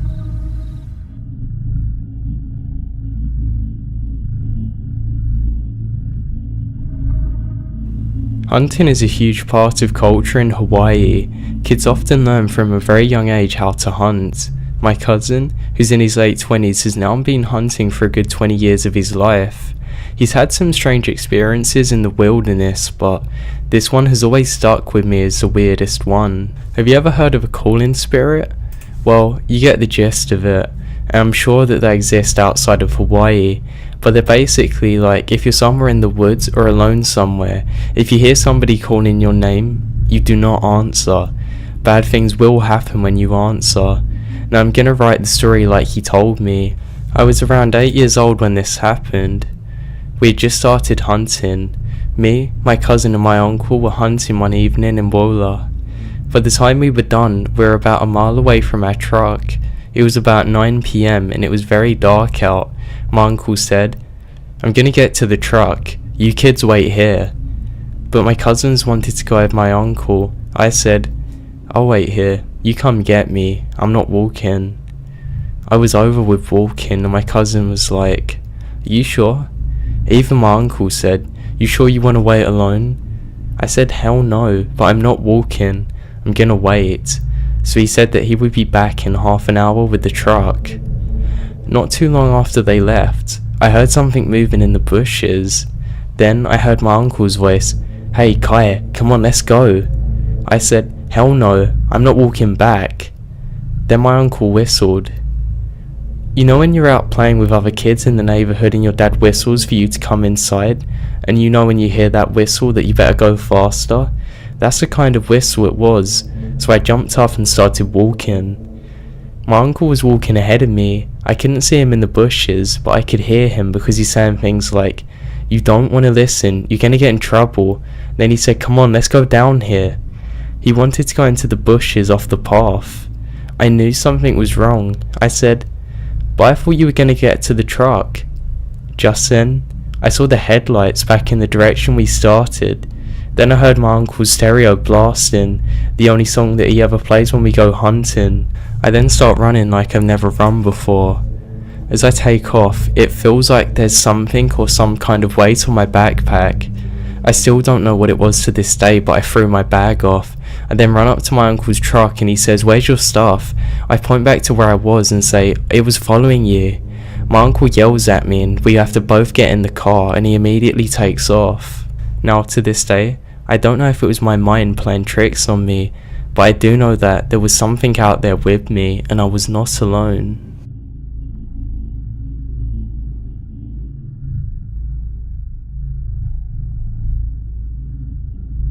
So, as a kid I lived about 100 miles away from the nearest town, at a house without electricity or running water, which is the works in the Colorado Rockies.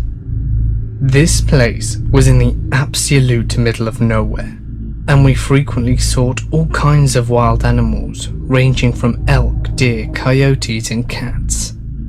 Our property and a bunch of other neighbors' properties bordered national forest roads, So to keep people off our road, we had to gate about 1.5 miles from our house that we drove through before we reached our house. This time of year, we are the only people up there, as all the other homes are hunting cabins, long empty by this time in late winter.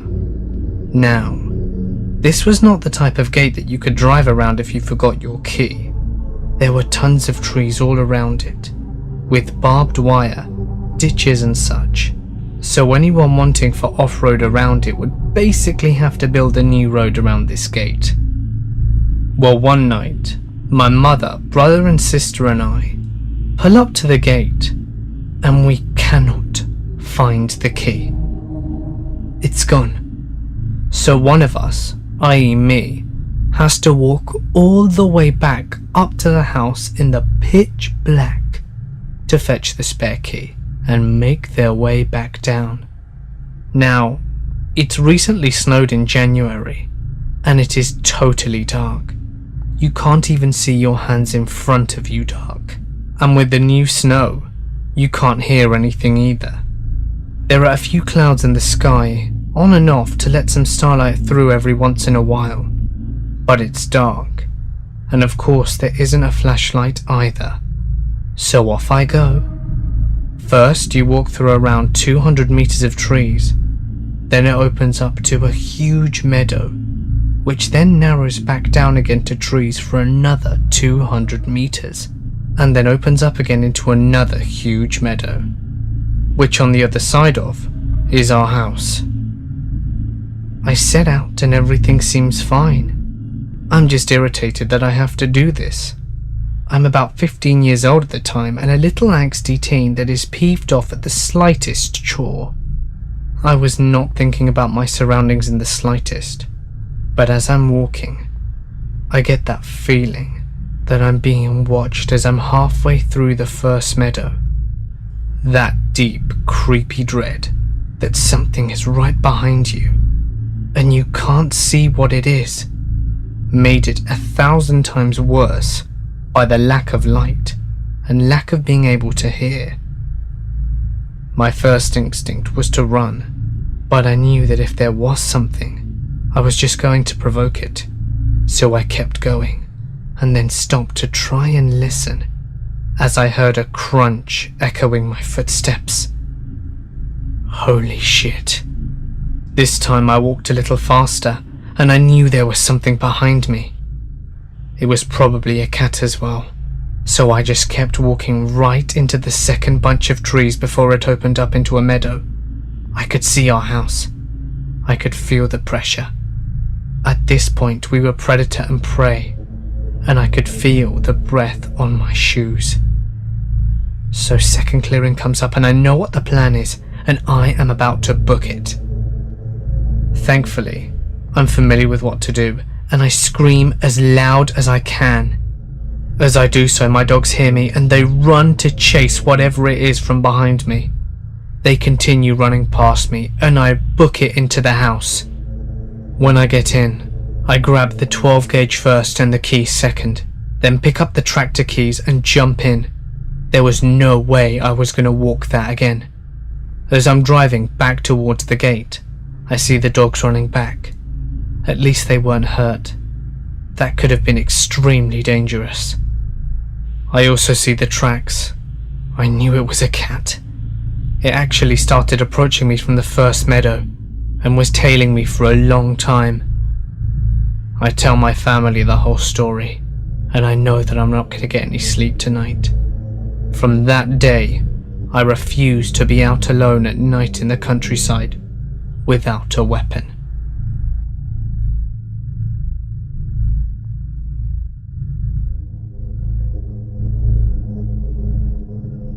On a road trip with a friend, we hiked into the trail in Colorado one evening to camp so we wouldn't have to pay for a campsite. We found a little clearing by a stream.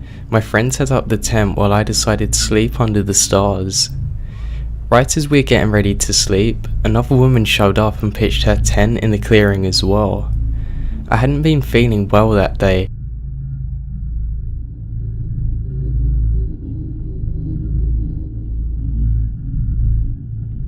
I'm not really into the paranormal, but I had an experience about 10 years ago that I've never been able to explain. It was fall of 2006 or 7, and I was making the 2-hour drive home from university along rural country roads in northern Minnesota. The roads along this route are paved, and ditches are well maintained. The land just off the right-of-way is forested.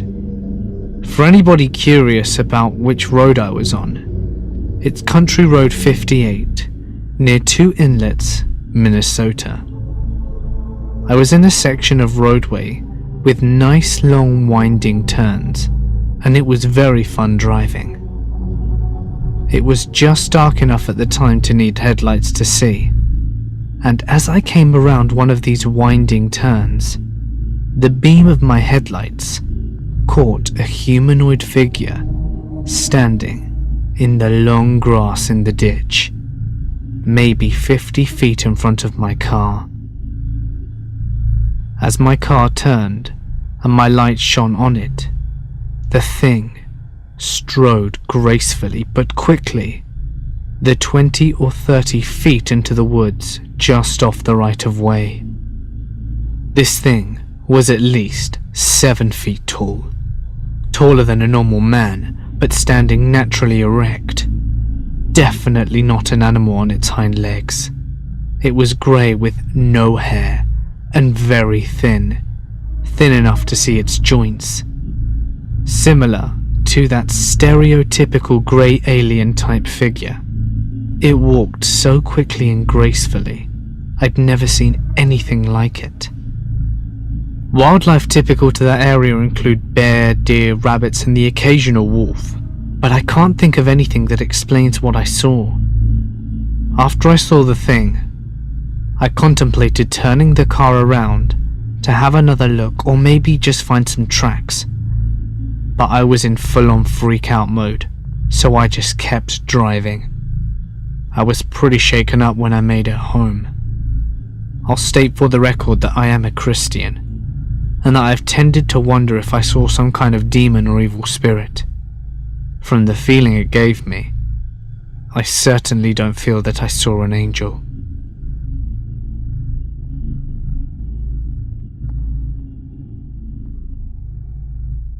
A buddy and I were hiking at dawn during a camping trip. We're walking along a path and I hear a zing like a bird chirp by my ear. A second or so later, a tree kind of pops next to my buddy. It's at this point that there was an accompanying crack and we'd realised that we'd been shot at. We informed the park ranger around noon and he ended up finding an old guy hunting illegally. Not sure if he was charged with anything, but I have no idea why he was shooting that close to us. There were no animals near us. Why would they be? They'd all be scared of us.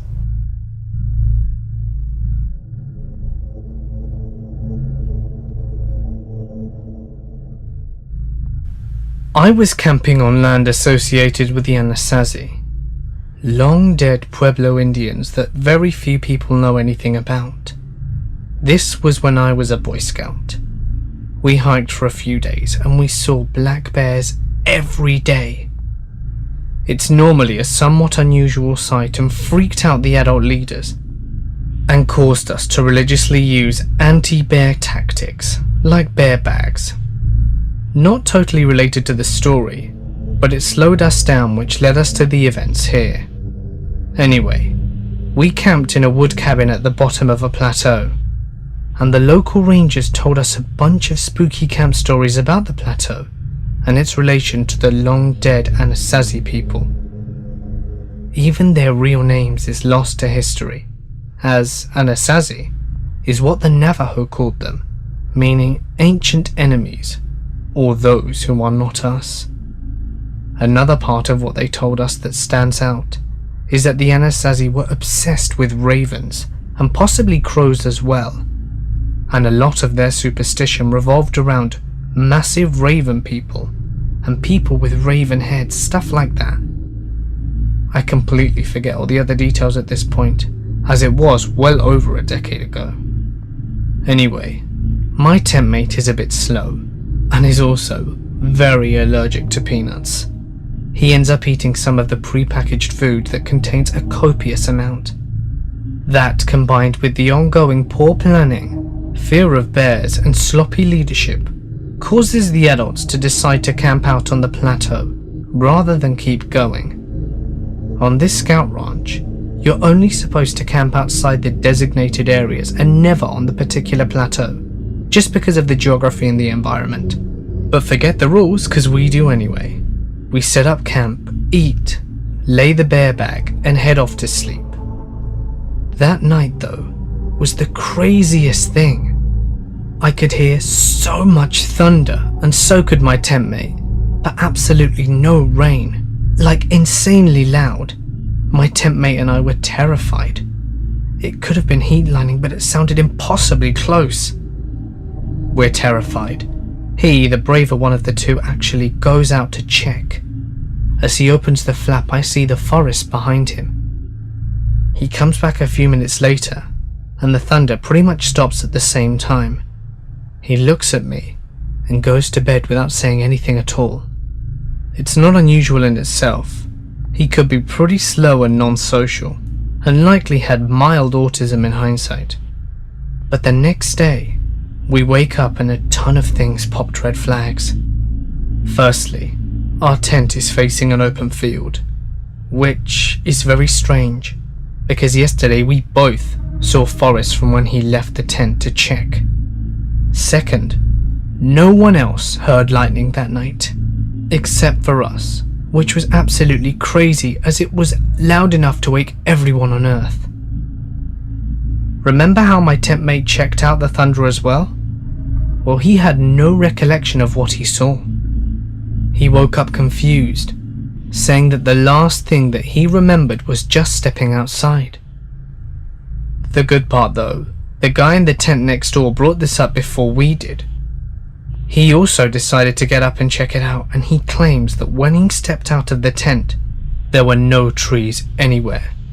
Just extremely long, tall pole objects, almost as if there were thousands of stilts. When he looked up, he also said that there was no lightning visible, but it was super bright, full moon on steroids bright. He also claimed that he had seen flying, winged, pitch black objects, bigger than cars, and they looked like they had wings on them and that they were round. He dove back inside and doesn't remember going to sleep or the noise going away. Remember the giant raven myths? I did, and I was scared shitless. I wouldn't have believed him if I hadn't have seen the trees and heard the thunder for myself.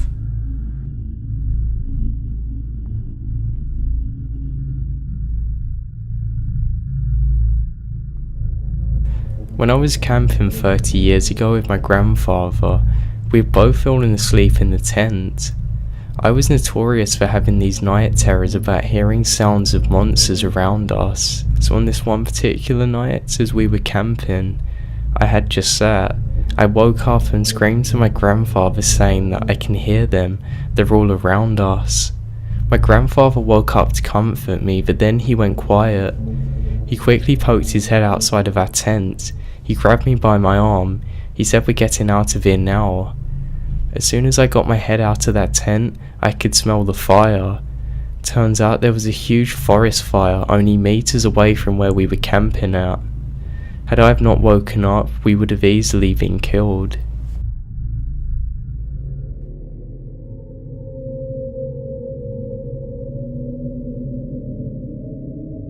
This story belongs to a friend of mine. He told me this once, and I simply have to share it. My friend is of Wui-Queenux heritage, a Native American tribe who settled in the Pacific Northwest coast. He is quite a character. For one, he is a whopping 6'10", and has the blackest eyes that you could imagine. He always has this frowning face going on, which makes him even more intimidating. He is everything but a bad guy. In fact, He is the most gentle of giants. He was working at a gas station up in North back in 1992. He has pretty much always worked the graveyard shift, from 11 PM to 7 AM. Business wasn't exactly booming at nights, so he was usually watching TV or reading magazines between customers. And there were a few. This area he lived in and worked in was deeply associated with all things Native American. There was a potent sense of pride in the surrounding communities, but also a very distinct presence of superstition and old traditions. My friend was no exception. He was a firm believer in all things of the old. This made his encounter even more terrifying. One night, he was sitting as usual watching TV when a customer entered the gas station.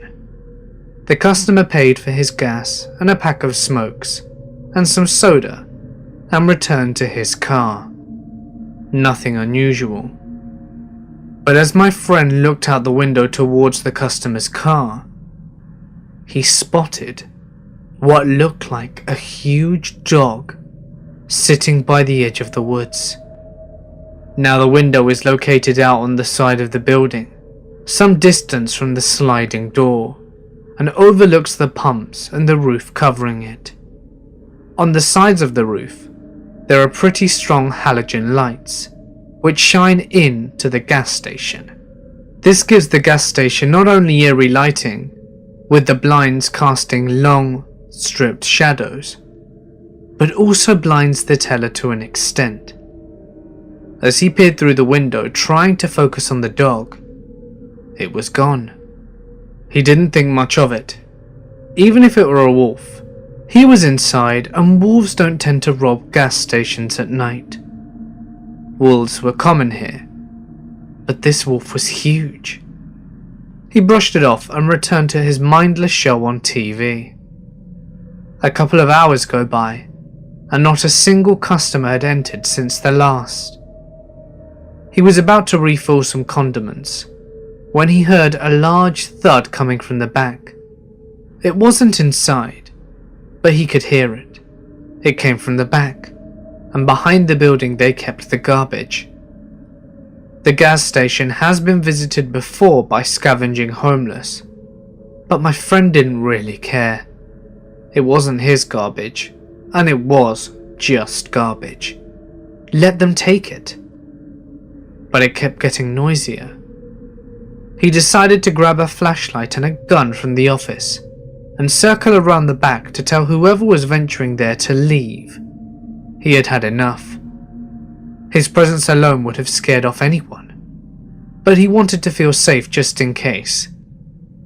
He exited through the sliding doors, walked past the window he was sitting by, and as he turned the corner, he shines his light towards the dumpster. As the cone of light hits the dumpster, my friend instantly drops the flashlight and the gun. It's the huge dog he saw before, scouring through the garbage. It wasn't a dog though. It clearly stood on its hind legs, reaching the same height as himself. It could not be a bear. It was too gaunt. The creature's eyes had been glowing in the light of the flashlight, making it even more terrifying. He ran inside the gas station, and he wasn't followed. He locked the door and stayed in the whole night, and quit the very next day. My friend is still convinced that he saw a skinwalker, a shape-shifting shaman of sorts that are common occurrences in Native American lore and culture. I don't think he ever plans on working nights again.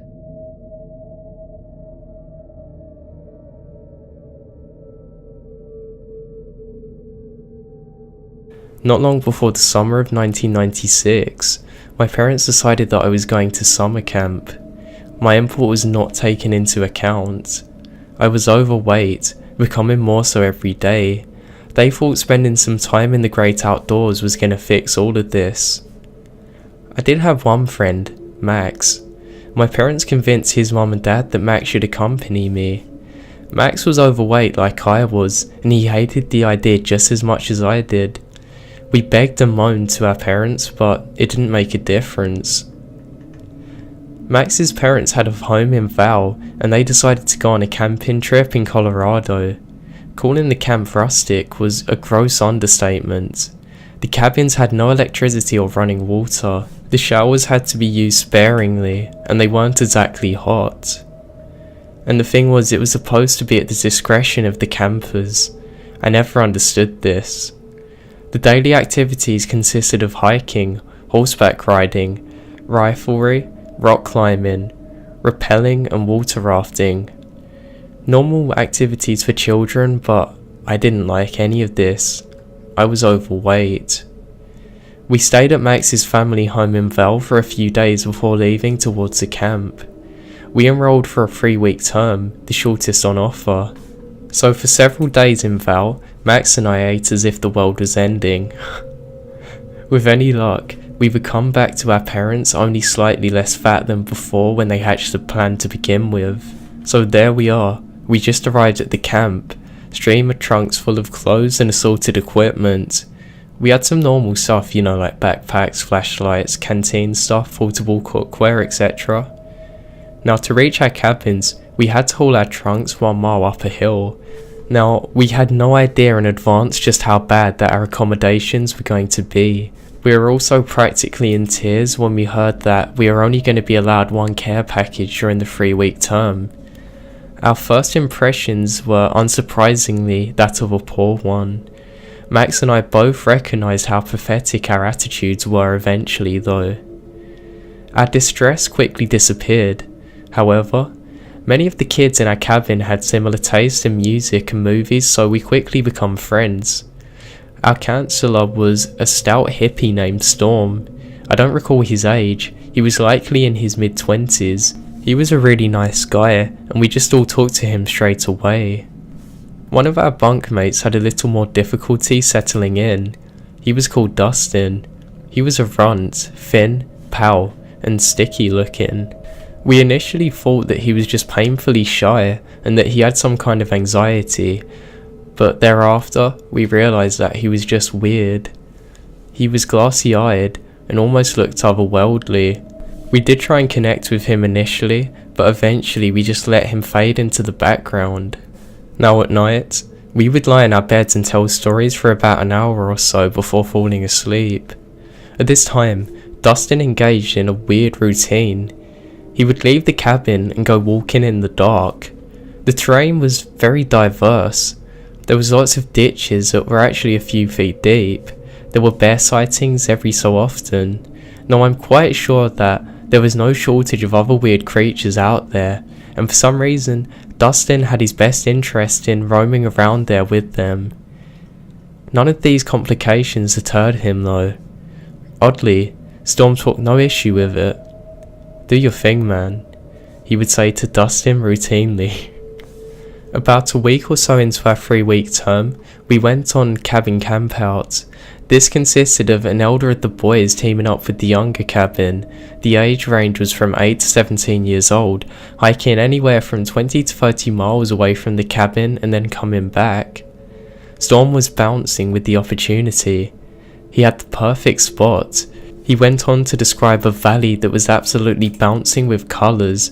There was loads of wildflowers everywhere, and it was just beautiful. He called it Horse Mountain. Now we're all fairly certain that this was a product of drug-induced fantasies, but Storm proved us all wrong when he led us to the exact location just like he described. We explored during the day, and at night time, we would huddle around a fire, eat dinner, tell ghost stories. On the 4th night, we implored Storm and Dave, the counsellor of the older boys' cabin who accompanied us, to tell us about skinwalkers. For those of you who may be unaware, there is a legend that the spirits of deposed and murdered Native Americans would disguise themselves as animals and seek revenge by indiscriminately attacking anybody who come across their path. So these are skinwalkers. The counsellors refused initially. The camp had apparently fielded numerous complaints from parents that younger campers were being scared to death by the ghost stories. Now eventually, Dave was the one who broke his silence. Our persistence had paid off. As he began his story, Dustin, maintaining his weird attitude, began standing up, walking around, and Storm called out to him, "Dude, would you at least take a lantern so we can see you?"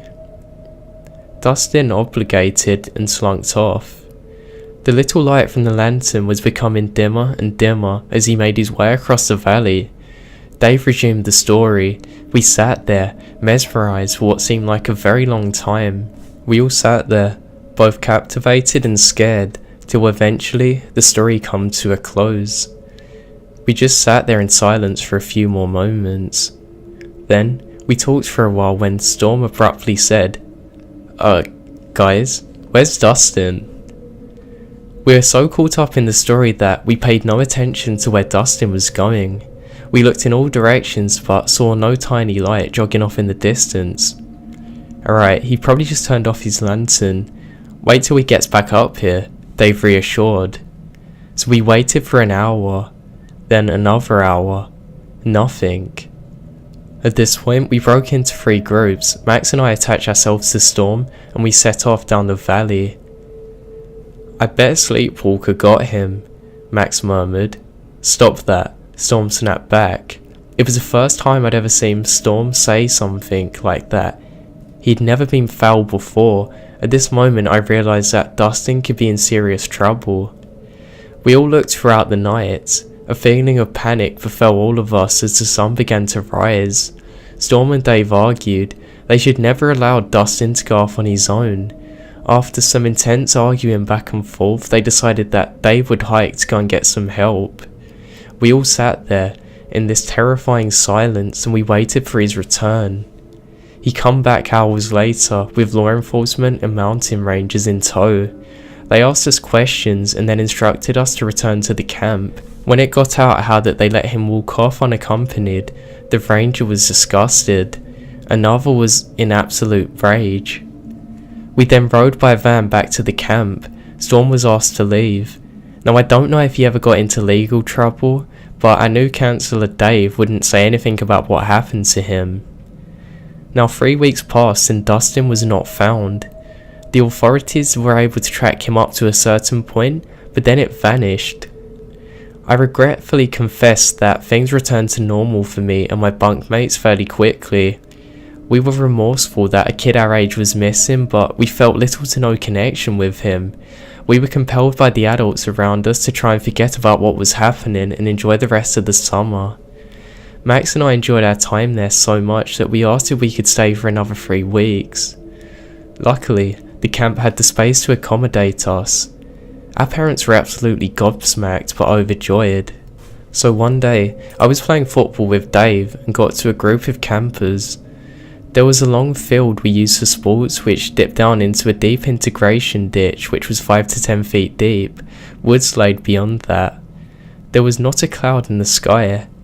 Dave was a quarterback. He was crouched down ready to snap when suddenly he straightened up and squinted into the distance. "What the hell was that?" he muttered under his breath. "Hang back, guys," he commanded and began walking briskly towards the integrated ditch.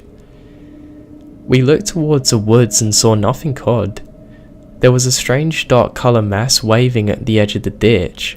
It would kind of poke up for a second, then quickly dip back down the bank repeatedly. We really couldn't make out what this thing was. We then disobeyed Dave and made out after him. He stopped about 10 yards from the ditch. We went up to him. "Is that an animal?" the campers asked. "Guys, get away from here, that's not an animal." Slowly, the form revealed itself to be a person.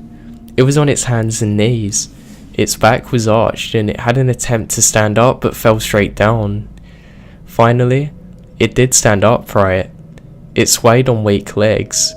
It was small like a woman or child. It was completely covered in mud, presumably from trying to get up the bankment. "Oh my god," one of the campers whispered. It was Dustin. He was covered from head to toe in mud and blood. There was a gash on his forehead that extended from his temple nearly over to the other side of his head. I will never forget that haunting black silhouette against the backdrop of the clear blue sky. Aside from the gash on his head, all we could see was the white of his wide screaming eyes. Dave approached us. Dustin slowly extended a hand. As Dave touched his shoulder, Dustin let out an ungodly scream. He then collapsed on the ground, sobbing and screaming. "Go get help," Dave shouted. An ambulance rushed to the scene and later took Dustin to a nearby hospital. The camp staff were very secretive about the situation. We pled with them to tell us something, anything about what happened. He was a Mountain Dew junkie, so we piled him up with Mountain Dew, but he still wouldn't say. Suddenly, "Look," he said, and beckoned for all of us to sit around him. "I know what happened to Dustin, I won't lie, you know that. But if I could take back what happened, I would. It scares the hell out of me. I'm not gonna share it with you, that's the end of." We felt the gravity of his words. We continued to talk about Dustin amongst ourselves, but stopped appealing to the adults. Initially, we were almost certain that it was something supernatural, like a skinwalker perhaps. As time went on, Max and I consoled with each other the idea that Dustin may have been abducted. He lacked the supplements he needed to treat the water for gangrene and other stuff, so I doubt he was able to survive on his own. Did he stumble upon the wrong person, or wrong people by chance? Maybe somebody deliberately released him this way. I don't know. Max's mother knew Dustin's parents as they're all part of a small community in Val. Many years later, she told us in addition to suffering from shock, Dustin had severe burns on his body that doctors thought were the result of being doused with boiling water repeatedly. His appearance back at the camp 3 weeks later after his disappearance is also a mystery, but it also seems to point to the wickedness of others. Maybe he was returned to show us how bad he suffered. Over the years, Max and I remained friends and we returned to the subject at odd intervals. One time in high school, I brought up Dustin while having dinner with Max and his mother. She made an offhand comment about some people don't have the parental instinct. I pressured her about what she meant.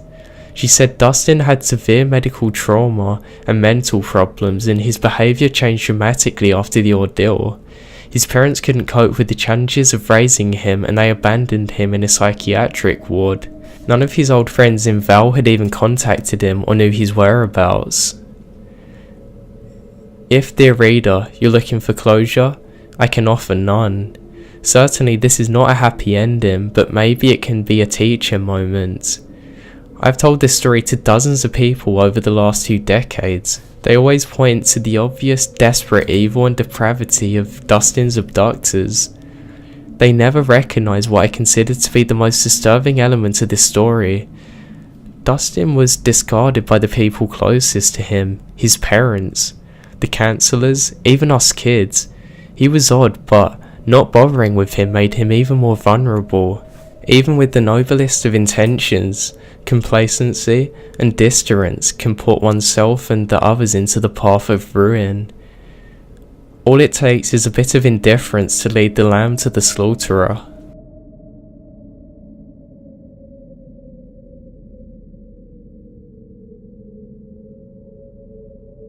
A Navajo tribal police officer was driving west on what used to be officially named Highway 666.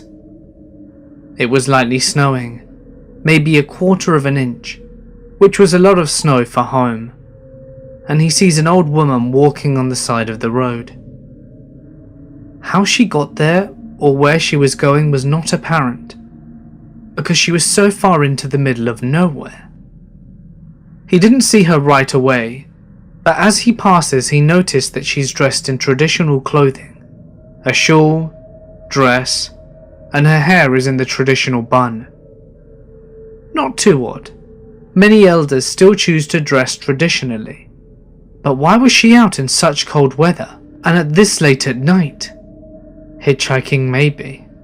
He passed her too quickly, and now had to turn around. As he made a U-turn, he notices that she's nowhere to be seen. This is a fairly flat terrain, and he's sure that he's seen an old woman walking. He pulls the squad car over and steps out with a flashlight. Confused, he manages to find the woman's footprints in the shallow snow. He stops the footprints until they suddenly turn into what looks like dog footprints leading away from the road in a hurry. He immediately jumps back into the squad car and meets up with another officer near his patrol. He's a little shaken up, but asks the other officer if he's seen anything like that. The officer tells him that he has, and he also explains that sometimes it's an old woman, sometimes a very beautiful young girl, but always on the road and always in the snow, waiting for the right good Samaritan to let her in their car. I still get nervous driving up these wide open spaces at night. I keep my eyes strictly on the road and turn my music up high. I rarely pick up hitchhikers, but I never pick them up at night.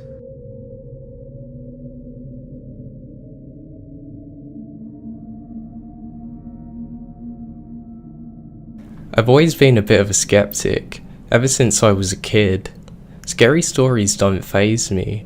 Horror games have never frightened me, and whenever I hear something weird at night, I instantly assume that it's something normal, just like an animal or something. Despite this, something very unsettling happened to me the other day, and I'm not really sure what to make of it. It's the first time in years that I've been genuinely frightened. So I live in a forested area in the US. Me and my girlfriend live in a large cabin there, and although there are many roads nearby, our nearest neighbourhood is at least 1 kilometre away.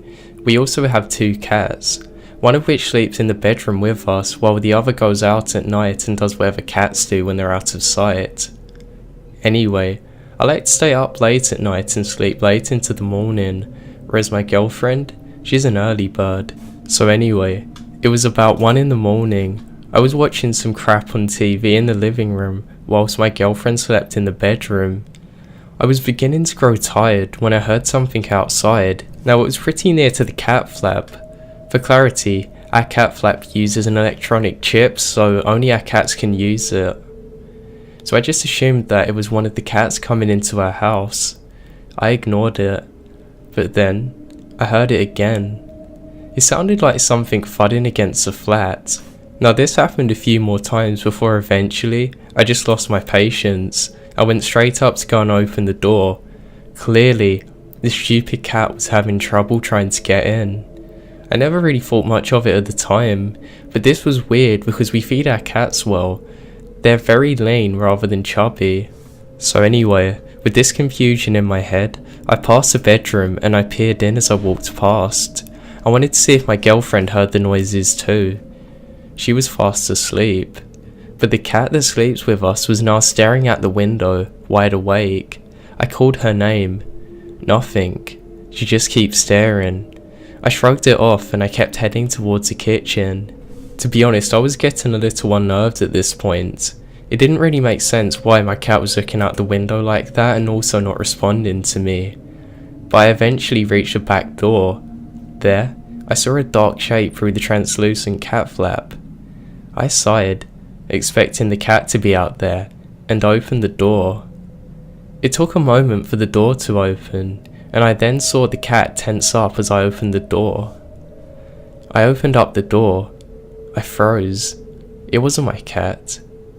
Whatever it was had started moving before I opened it, and I only caught a glimpse of a distorted figure. It was kinda like a tailless dog. Now, this thing was moving quick. Bolting, absolutely blazing out of there. I freaked out and slammed the door shut. What the hell was that? I wasn't sure. Then, my natural skepticism kicked in. I just assumed it was my other cat and I merely started laughing. Perhaps the darkness made it appear larger. Nevertheless, I was creeped out, but decided to go back to sleep. But as I slipped into bed, I realised something more horrifying. The second cat was asleep on the rug. It took me a long while to fall asleep that night. Everything seemed normal now. Maybe it was just my mind playing tricks on me. Well, That was until a few hours later. I woke up to a strange feeling of dread. Something just wasn't right. My girlfriend was fast asleep. I held my breath. I then heard something creaking by the door. It sounded way too loud to be one of the cats. It was as if a person was walking about. I reached towards a bedside cabinet and flicked on the lamp. The room was now fully illuminated. I then saw something standing just outside the open door, staring right back at me. The same twisted figure that I spotted outside earlier. It wasn't very tall, maybe a little over 5 feet, but what was wrong with its face? That was what scared me the most. I only caught a glimpse of it, but what I saw is going to stay with me forever. It looked like a dog, but with an elongated face, almost human-like eyes. You know the weird distorted snarl hounds pull when they pissed off? It was that expression. I instantly started yelling profanities as I scrambled backwards trying to straighten myself up. The creature then turned and sprinted down the hall. I heard it dash outside and go past the window behind us just above the headboard. I managed to look out as my girlfriend started to panic as she woke up fully. We both caught a glimpse of whatever the hell that thing was as it dashed into the woods nearby our home. Grabbing my trusty shotgun from beneath the bed, as well as a couple of rounds from the ammunition box that sits right next to it, I ran outside the room in my underwear and rounded the kitchen. The door was fully open. I'd forgotten to lock it when I originally saw that thing. Now I haven't seen it since. We still live in our cabin, but I've got about 40 sturdy locks on all of the main doors and windows in the house. I always check them at night. I also go to bed a little bit earlier than I used to, so I'm asleep when the freaks of night start to wake up. I've read a bunch of stories that I can compare to my story. I guess I saw what you call a skinwalker. I just know that I never want to see it again.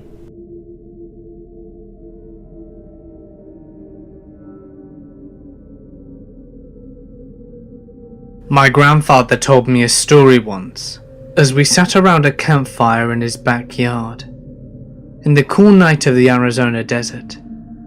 The horizon was clear, and each star twinkled in a purple sky, with a full flat moon hanging over the mountains. His voice was raspy and gravelly, the result of a lifetime of smoking cigars and drinking whiskey. The fire danced and shined across his dark, wide eyes as he settled into his seat, ready to tell his story. Way back when I was a boy about your age, I lived outside an Apache reservation with your great-grandfather. He had returned from the war and set about raising horses and cattle on an 100-acre ranch settled between a brambly mountainside with dirt good for growing thorn bush and not much else. One night, my mother was sick, and Pa and I took a trip downtown about 50 miles away, straight through a dry desert, over a washed-out creek and some old abandoned farmsteads. Pa and I were driving an old Ford pickup truck. I remember it was dark out, inky and thick, with only the lights of our old truck lighting up the road. I remember when the engine began to splutter and the truck slowly had to stop. "God damn it," Pa said, guiding the Ford to the side of the road as it coasted to a halt. "Stay here, son," and he stepped out into the darkness, shutting the door with a heavy thud. My window was down, and the cool desert air was breezy and felt good on my hot face and neck.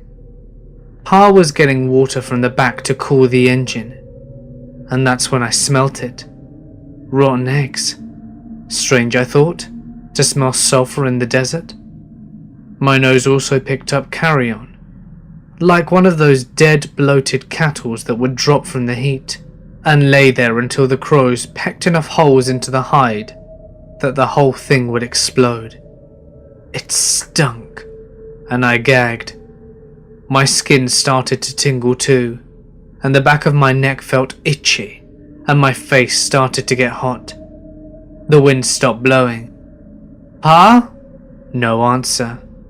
My heart started beating, and I felt such a fear in me, in my bones and in my chest. Boy, I tell you, I've never felt fear like this.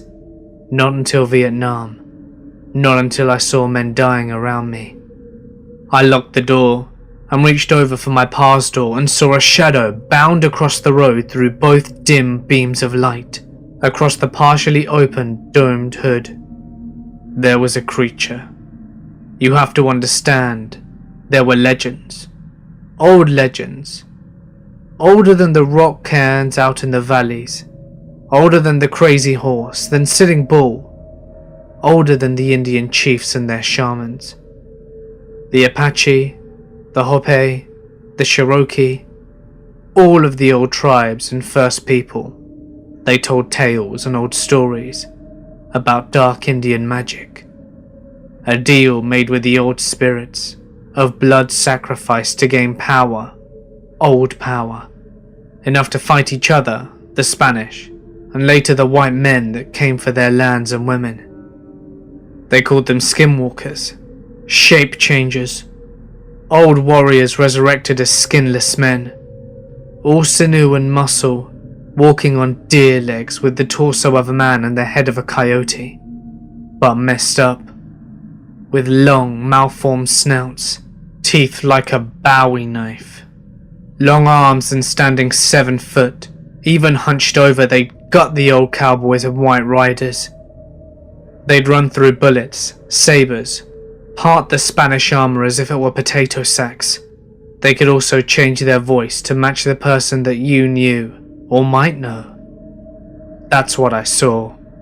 Big and fast, only for a second it ran across the road, and it turned, looked right at me in the cab, right into my eyes, and I swear it grinned at me. I sank into my seat in shock and fear, shaking. I knew death was near. The air was electric. I smelled ozone and brimstone. The air felt like right before when lightning comes and blows a tree into smithereens. I yelled for my pa, but no words came out, just a dry squeak. I was shaking as grandfather told his story. He was still here, so I know he lived, but the supernatural always fascinated me, and even now, I felt the force of his words. The real power of skinwalkers was the trickery, sure. They could change their voices, but also their skin. That's why the gods took their hide, so that they could take others. Not for long, the legend says, maybe an hour, before the soul of the skin who they were wearing would come looking for their mortal shell before going to whatever hell awaited them. Though I think that getting skinned alive was hell enough. A minute passed in what felt like a lifetime. 1 second in 1,000 years. My father opened the door and I jerked my head to the left, putting my fists up to fend off an attack. "Son, it's me," my father said, before climbing into the cab. He grasped the steering wheel and pulled himself in, awkwardly jerking himself back into the seat. I cringed in the corner. I looked at him. I looked hard. "Boy, your great-grandfather was a good man. Treated me and my ma right. He fought the Nazis and saw the worst of the men in Poland when he freed all them camps. And now I was taking his measure. Is this my father? Do I make a run or do I die? Is this him or not? Let's go get that medicine for your ma."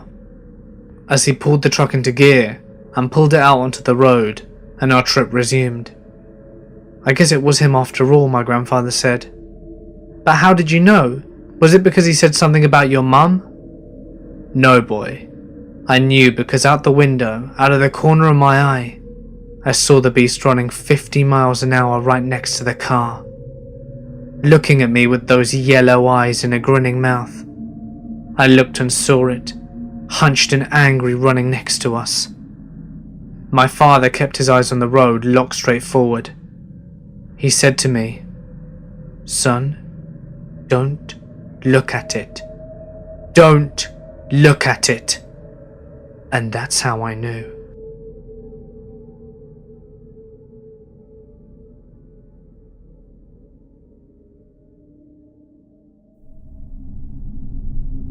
Hi, I'm about to tell you a story that's absolutely true.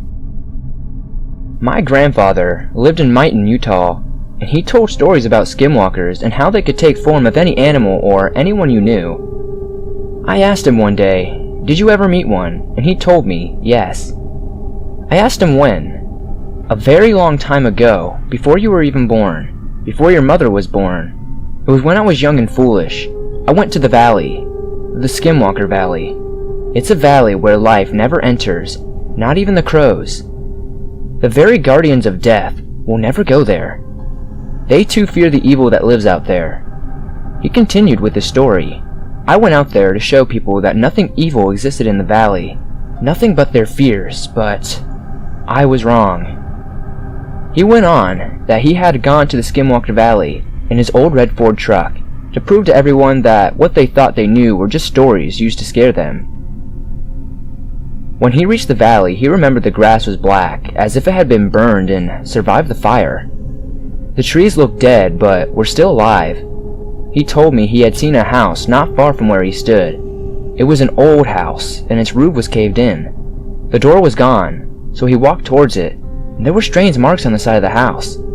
Animal skeletons were strewn all about the property, as if there were a sacred burial ground.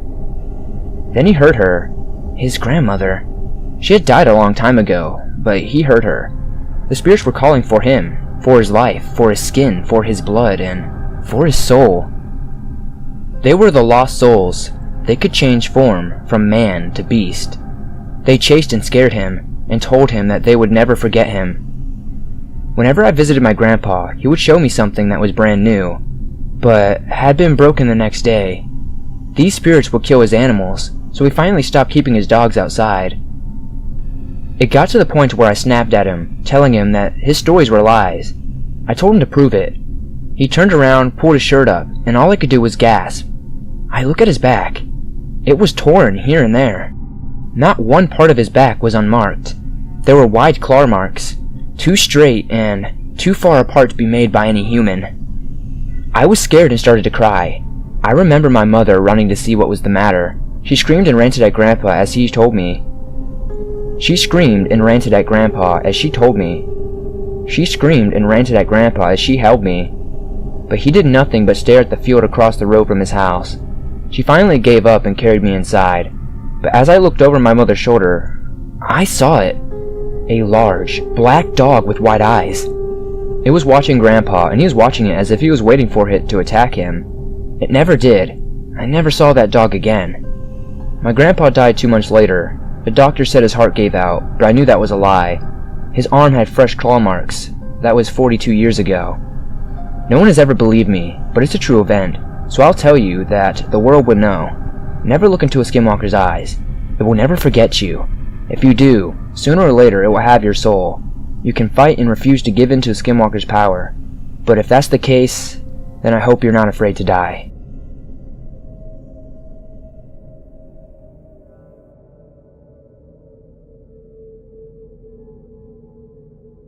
It's an experience he had with a skinwalker on the Navajo reservation. When I was about 11 or 12, we lived in a small house made out of mud and stone, a lot like the house we have now. It was 2 of my brothers and I in the house at the time. Everybody else had gone to James Fest, and that left us to tend to the sheep. We were getting ready for bed when we suddenly heard the dogs going crazy outside. Thinking it was nothing more than coyotes howling in the distance, we just told them to be quiet. We began to drift off into sleep, and the dogs would not shut up. Somehow, I was able to go to sleep for a few hours. Then I woke up later into the night. It was very quiet and still in that house, save for my brother snoring and breathing. I realised soon that I needed to use the outhouse and woke up my brother to take me there. He teased me about being scared, which I certainly was. We went out with our flashlight to the outhouse. The dogs began with their crazed barking and started snarling. They were going from one place to the next, just rushing to the bushes. I was now waiting for my brother to come out of the outhouse as he went first. While waiting, I tried to follow the dogs with my flashlight. Suddenly, there was a very loud whine from one of the dogs. Then everything went quiet. It was really too quiet for that time of year. Not even the sheep were making noise. Suddenly, I heard a few of the dogs going completely mad by the truck. When I looked over, there was this man. He was unbelievably tall, leaning one arm on the cab roof of the truck. He was looking at the dogs a little, suddenly kicking one of them. They all scattered into different directions. The thing then looked up at me and I saw its face. It was a pure white face like a full moon, with two burning red eyes, a slight smile that was pure black. I couldn't move or make a sound. This thing, whatever it was, then began making very tall long strides towards me, until it finally towered over me. As soon as it approached me, all I could see was a colour of blood red. I kept getting deeper and deeper lost into its eyes. I could faintly hear my brother coming out of the outhouse. With this, the thing looked up at him. Reality came rushing back to me. I noticed that my brother was too distracted with his buckle to realise what was going on. I then realised that this thing had its horrible looking, long fingernails, just inches hovering above my head. Its skin was black ashy, and it smelled like a bloated dead animal in summer. I was still unable to move or speak. The skinwalker began moving towards my brother now. Finally, noticing this, my brother became just as paralysed as I was. Closer and closer it drew, reaching an extended arm out towards my brother's head. Suddenly, something finally snapped in me. I became unbearably angry. I broke from my trance and lunged at the skinwalker, raising my arms like a wild animal, baring my teeth at it. A growl came out that I knew I couldn't have made normally. I became more and more angry at the thing trying to hurt us. I kept that smile at first, but the angrier I got, the more my smile faded. Finally, with everything I had, I began to make this primal roar at it. It fell backwards and ran away into the night.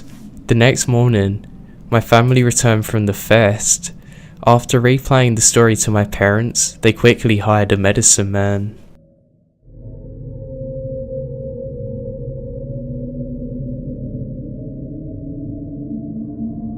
For some brief context, I'm a 22-year-old female, and the following events occurred when I was 19 to 21.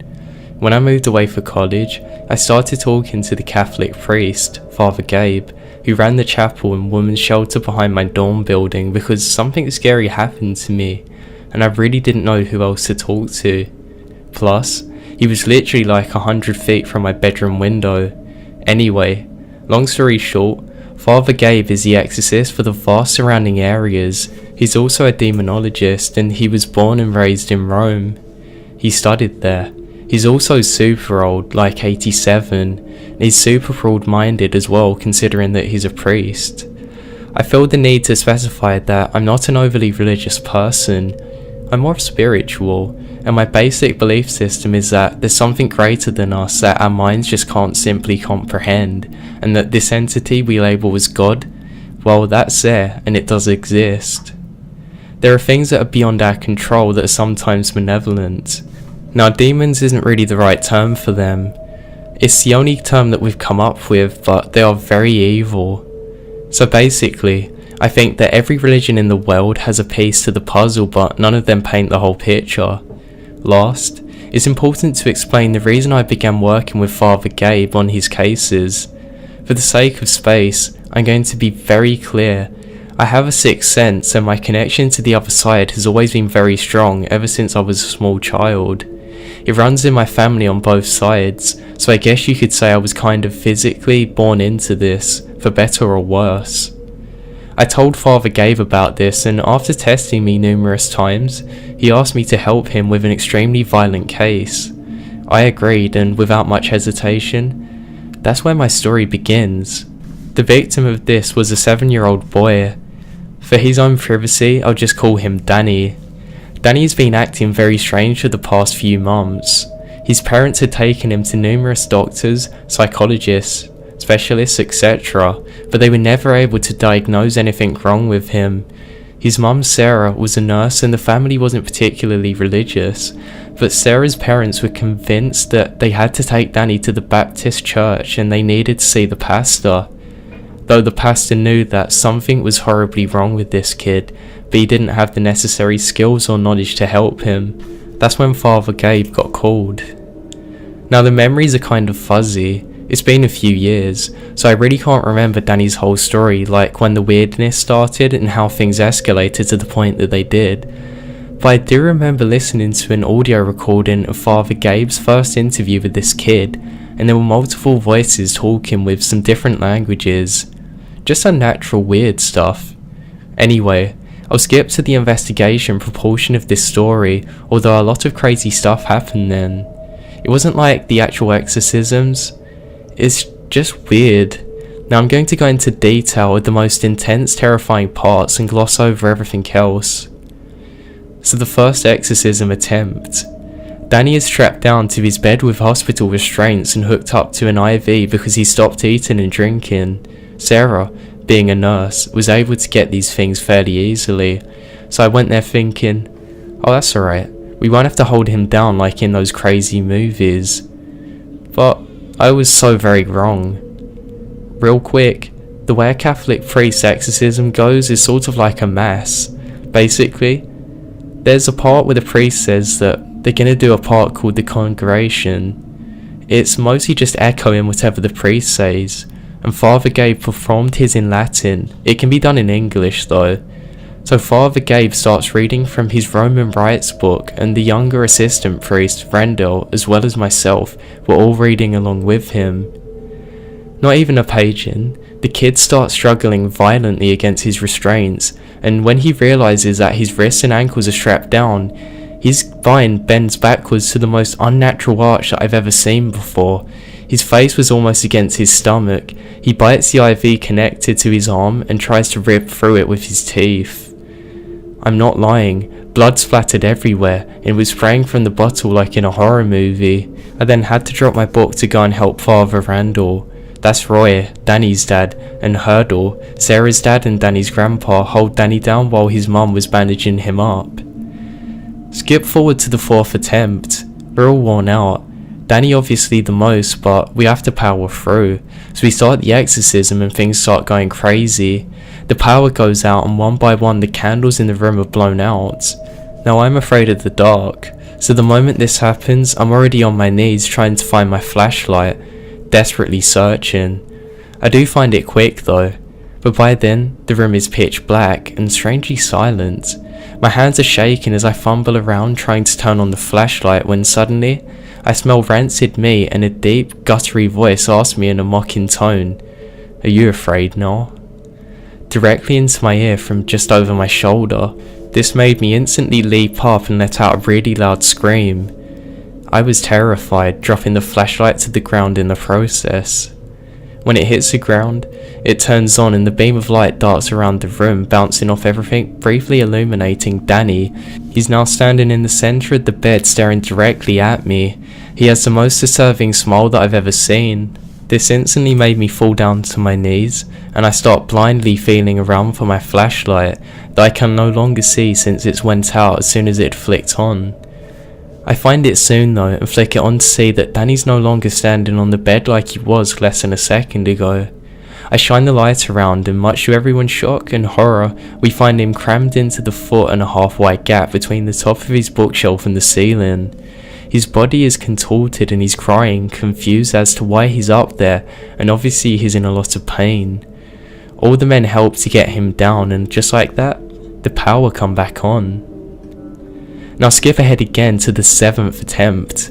I'm not even sure if this kid is going to survive this alone, and he's just getting more and more terrified, and it's leaving me emotionally rattled. We're halfway through the exorcism. I see that the main entity that's been inhibiting Danny's body suddenly appears. It's squatting on top of Danny's chest, staring down at him laughing. Its skin is inky black, so that way it absorbs all of the light that hits it instead of reflecting it. Everything about its body is long and thin. The fingers are long as well, coming to sharp points at the end. Not like claws, just like only continuous pointed digits, if that makes sense. It looked like a skeleton wearing a skin, only much thinner though. Its skin was razor sharp too. Its mouth was full of razor sharp teeth, and its eyes, There are no words in any language on earth that can describe such militia and horror. Already being emotional, I start to lose it. I start to yell at that thing to get off Danny and leave him alone.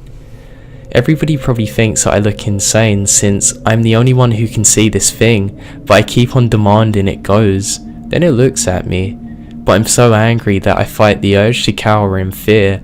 This time, it just looks at me and it says in that ungodly voice, "Don't get angry, it's all just a game." Then this thing sinks into Danny's chest.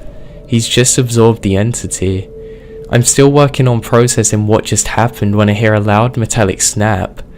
It didn't take me long to realise the sound was Danny's right hand restraint buckle, because he suddenly sits up and slowly turns his head until he's staring at me. Once again, his eyes are completely black and his face is scratched into the most horrific smile. There's a tense moment of silence before Danny's mouth opens. In his own voice he says, "Do you want to play a game?" Now before I even get the chance to answer, both the power and candles are extinguished. I feel a gust of wind blow past me and listen as the other members of the party are slammed into the walls and shelves behind us. I'm freaking out by now. I reach for my tiny flashlight that I clipped to my belt loop to avoid being caught without it, and then I realise it was no longer there. How is that even possible? My mind goes into absolute panic as I hear the sound of a metal cap unscrewing and two thunks on the hardwood next to Danny's bed. Flashlights are against the rules, I hear Danny say with a giggle.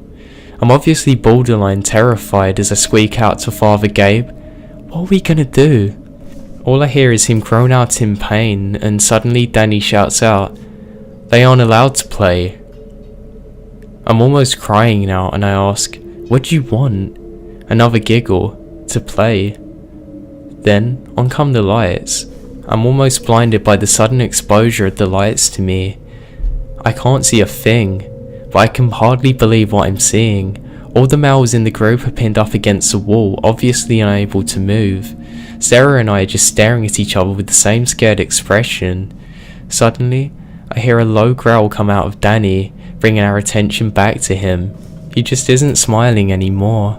He looks downright evil. He says, "I thought I said lights were against the rules."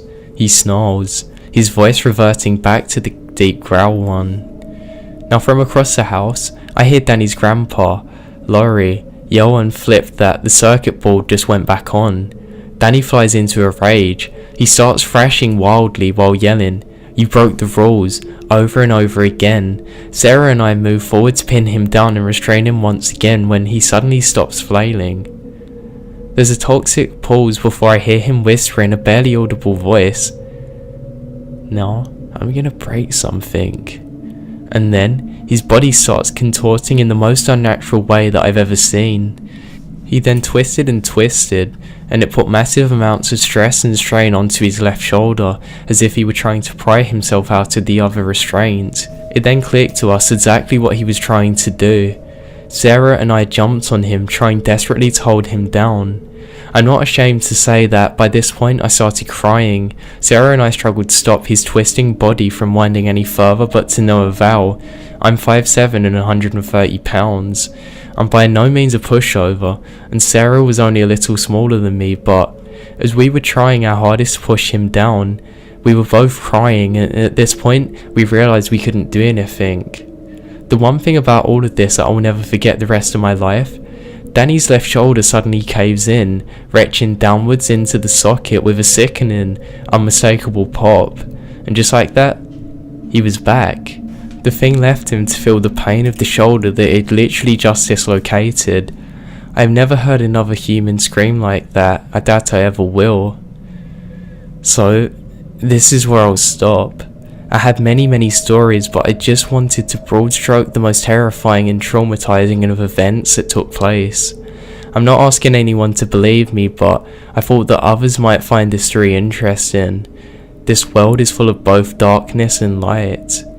This experience gave me a glimpse of both.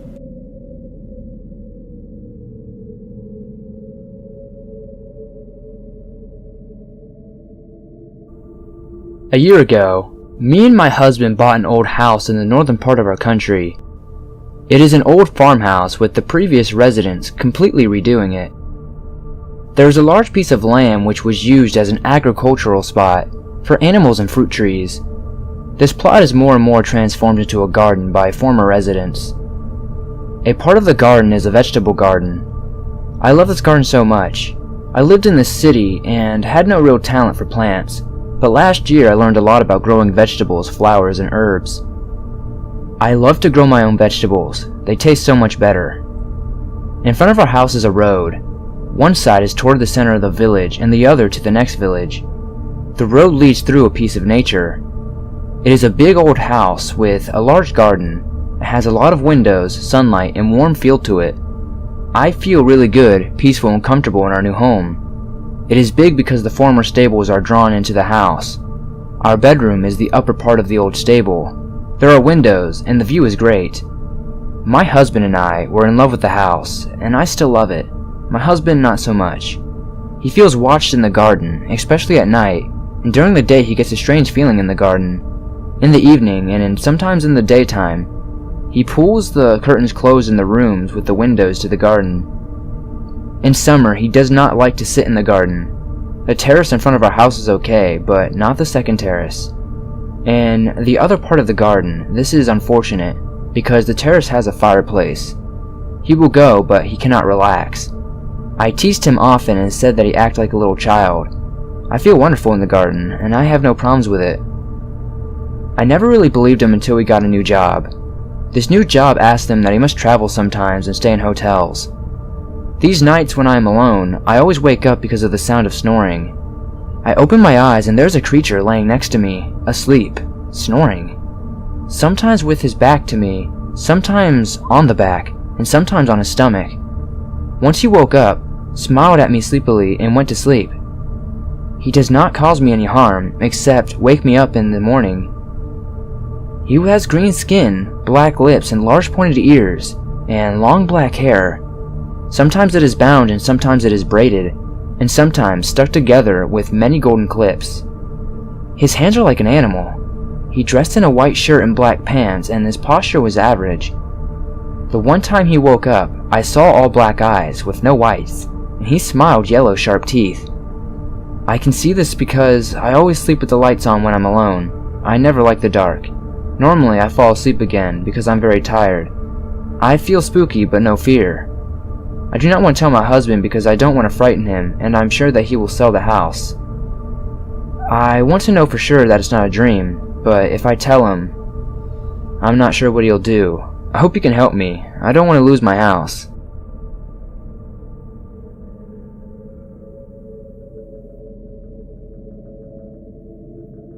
I live in a high-rise building. Now the building itself is from the 1950s. There's all kind of stories about how this place is supposedly haunted. I never believed any of this. Well, that is until last night. I was having the worst dream ever. I mean, it was horrible. I dreamt that I was asleep in my very apartment. I woke up and there was a face staring at me through the window. As I went to speak to it, it literally come through the window and started attacking me. Just a second before it actually got to me, I woke up. I was drenched in sweat. Now, all of the lights were off in the apartment. Now that didn't make any sense. I would never do that normally. I always make sure I leave at least one on so I can see where I'm going when I wake up. Out of curiosity, I went to look at that window. You know, just how you do sometimes after a dream. Going to check out the stuff you dreamt about. That was when I had the most terrifying experience of my life. As I went towards that window, I could see that there were two blobs on the window. I thought that they were just hand marks that I had left there from looking out of it earlier. I went to wipe them off, but nothing. I then got some spray and tried still to wipe them off. That's when I realised that the handprints, they're on the outside of the window, and them hands were way too big to have been mine. Also, did I mention that I'm 50 stories up?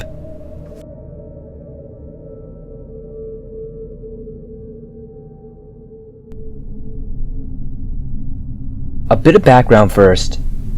The following story happened when I was 22 years old, so 6 years ago now. At the time, I was working at a psychiatric facility, doing general admin stuff. The area I worked in organized training programs for frontline staff. It was my first job out of university, and I was hired because I had a mental health related qualification. But the job itself had pretty much nothing to do with that. It was really boring stuff. Lots of copying, filing, and spreadsheeting, etc. I was the youngest person in the office by quite a bit. I think the next youngest was early 30s at the time, and most people were 40 plus. I got along well enough with everyone, but I didn't really have work friends, if that makes any sense. We had flexible working hours, which basically meant that you could come in any time between 6:30 a.m. and 9:30 a.m. and leave after you'd done your 8 hours or whatever. I was young and quite the night owl, so I usually rocked up at 9:30 a.m. and left at around 5:30 p.m. I was often alone in the office for at least an hour or so at the end of the day, as most of the other staff opted for the start early, leave early approach. The facility where I worked was quite historical. For ease, I'm just going to refer to it as the Center, a collection of heritage-listed buildings, many of which had been repurposed over the years. At the time I was working there, the primary purpose of the center was forensic mental health. So they had high and medium security areas where patients were housed behind secure fences and etc. They also had non-forensic patients and residential rehabilitation units on site. So, this basically meant that a number of patients were free to wander around the place for the most part. Once or twice, we had patients come into our area, but we never had any major trouble from them. The area where I worked didn't have anything to do with patient contact, and our building was on the outskirts of the center, furthest from the high secure area. Our building was a big grassed area out in the back where we were allowed to park, and just to the side of the parking area was an old, dilapidated building that was, probably still is, pretty popular with local ghost hunters. Apparently, they couldn't knock it down because it was heritage listed, but they eventually erected a big fence around it and took the floor in the upper level to deter people from snooping around and hurting themselves. This didn't necessarily stop them though. I remember security being called at least a few times when we noticed people hanging around and trying to sneak in through the fence. The old haunted building had apparently been a ward originally, but had closed sometime after a big flood hit the area over 100 years ago. Now to be perfectly honest, I'm not 100% sure on the accuracy of these details, but from what I was told during the flood, the center was cut off for at least a few days, stranding workers and patients. And during this time, that particular building flooded and a number of patients died. Anyway, regardless of how true the patients dying in the flood story is, the whole place is creepy. It is a historical psychiatric facility after all, and naturally attracts a lot of ghost stories and urban legends. People have of course died over the years, with some standout cases, including a young female patient who was lured off-site by two other patients and brutally murdered back in the 80s. So you get the idea, it was an eerie place to work. Our building, like most of the buildings in the center, was heritage listed, and I was told it was originally been a ward for male patients, which they'd repurposed into an office setup. It was divided into 4 wings. The managers had individual offices in one wing, which had apparently originally been solitary confinement rooms. There was an office space next to the manager's wing, which was used occasionally by another service, but they weren't there much, so it was usually locked. Next to that was a main admin wing, where I was working from the time. And finally, the main office wing, where the rest of the non-admin staff worked. Now to travel between these wings, you had to walk outside, as none of them were connected internally anymore. There were old glass doors connecting the couple of areas, but these had been painted over and repurposed as wall space. As you can imagine, staff weren't immune to the eerie vibe and haunted history of the center, and most everyone who worked there had a strange story, or a few, of strange occurrences and ghostly happenings. I've always had an interest in all things spooky, but in my advanced post-university years, I'd adopted a mildly Scully-esque skepticism toward the paranormal. My interest was still keen, but I was no blind believer. The stories were fun, but after working there for over 6 months, often alone early hours of the evening, I'd never experienced anything, especially ghostly. So, with all of that information in mind, I'll get to my story. On the evening in question, I was the last person left in the office, with everyone else having left by around 5 p.m. It was winter, so it was getting dark fairly early. By 5:30 p.m., it was pretty gloomy. Despite a lack of ghostly happenings during the past 6 months that I had been working at the center, I wasn't immune to the creep factor of being there alone after dark, and I was planning to leave as soon as I'd finished a big load of copying I needed to have done by the next day. I was printing a bunch of training manuals, and every so often I needed to go empty the printing tray, as the printer automatically stopped if there was too much paper stacked up. The industrial printer I was using was stored in a room in the manager's wing, so to go collect the printing I needed to walk outside, down a short ways to the entry door to the manager's wing, then down past some offices to the printing room. The first couple of times I walked down to collect loads of printing, nothing out of the ordinary happened. All of the doors were unlocked, so I just walked out with my wing, down into the manager's wing and into the room with the printer, where the door was open. On the third time I went to collect the printing, however, I was troubled to find the manager's door wing was closed and locked. I fetched my keys and unlocked it and walked inside and up the hall to the printing room, which was strangely locked as well. I unlocked the door, collected the printing. The printer was still going at this stage as well, and went back to my wing, feeling a bit uneasy. I reasoned that perhaps the security had come to check on the building and locked up for the night. This would have been very strange though, as the lights were clearly on in my wing and the printer would have been running, so for them to lock up without checking my area, where it would have been apparent someone was still working, would have been very strange. Strange, but not beyond the realm of possibility, I figured. So I decided I'd stick around till my print job was done, despite feeling a bit creeped out and starting to consider the possibility that perhaps my colleagues' stories of eerie occurrences weren't just watercolor fodder. After waiting a while, I went to collect the next load of printing. I was shaken to find the door of the manager's wing had been once again inexplicably locked. With keys in hand, I unlocked it, walked to the printing room, which was, at this point unsurprisingly, also locked. I unlocked it, grabbed the printing from the tray, and fled back to my wing with considerable haste, leaving both doors wide and open behind me. Back in the comparative comfort of my work area, I once again considered the possible explanations for what was going on. Again, the only thing I could come up with was that the central security had come in locked up. But whilst that was a possibility, albeit unlikely, in the first instance, it was becoming increasingly unlikely given my subsequent trip to the relocked doors. I really didn't want to go back into the manager's wing again, as by this point, I was truly wigged. By something as innocuous as a couple of locked doors, no less, but despite my rising fear, I needed to grab the final load of printing, and ironically, ensure the wing was locked before I left. I doubted.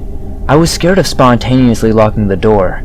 Was going to be viewed as an acceptable excuse if I hightailed it out of there, leaving the printing incomplete and the building possibly unlocked. With the keys in hand, I returned a final time and was initially surprised but relieved to find the door of the manager's wing wide open, just as I had left it during my previous hasty exit. Relaxing a bit, I entered the hallway and walked down to the printing room. However, my heart sank as soon as I saw the door to the room was closed, and sure enough locked too. I quickly unlocked it, ducked in to grab the printing. However, while I was doing this, I heard a noise from somewhere down the hall. It was a scratching sound, and then sort of a murmur. I ran, slamming the printing door behind me. I rocketed down the hall, and I thought I caught a glimpse of something dark moving down at the end of the corridor. As I ran around the corner and through the outer door, I locked the door quickly, ran back to my wing, dumped the printing on my desk, grabbed my shit, and got the hell out of there. I literally ran to my car. The spontaneous door locking was one thing, but creepy noises, even if it was just my imagination, that was definitely getting a big nope from me. The next day I told a couple of my colleagues about what had happened, and they were sympathetic but ultimately didn't seem terribly surprised or skeptical. It was just a creepy place, and weird things happened there sometimes. After this incident, I tended to come in a bit earlier for a while, so I wouldn't be left there alone at night. Eventually, the fear factor wore off though, and it wasn't too worried about it anymore. There were other occasions during the years that I worked there where strange things would happen. I'd hear voices talking in the next wing to where I was working, even though everyone had left for the day. A few colleagues reported experiencing this too, and odd noises which honestly could have been anything but seemed creepy in context. My uncle worked in the center too for a time, and he recounted how he and a colleague once had been working late at another building on site when they had suddenly heard what sounded like a waterfall roaring down the halls in the room. He said it went for several minutes, and it was deafening, before suddenly just stopping. He never could explain what caused the sound. If I had to put my skeptic hat on, looking back at my printing room experience, I feel like the sounds I heard, the scratching and the murmur, were definitely real, but I'll accept I could have misidentified the sound of something mundane as something more sinister in my already heightened emotional state. I was pretty terrified by that point. To be honest, I probably didn't actually see anything. I suspect it was just likely my fear clouding my judgment and subsequently coloring my memory of the incident. The locked doors, however, 100% legitimate and fairly inexplicable in my opinion. As I said, it was a pretty creepy place. I almost missed working there.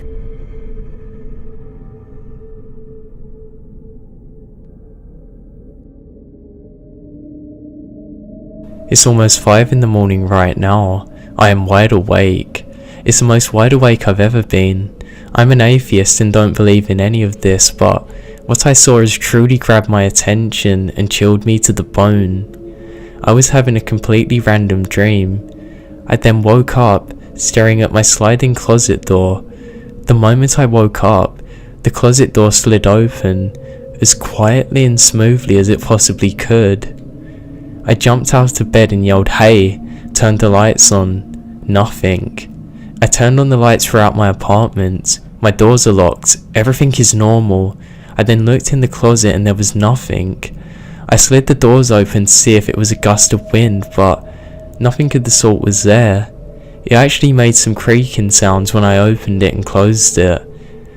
How on earth could it have possibly slid open the way it did without making any sound? The other thing that doesn't make sense is my bedroom's at a slight angle. It was literally defying gravity to open the way it did.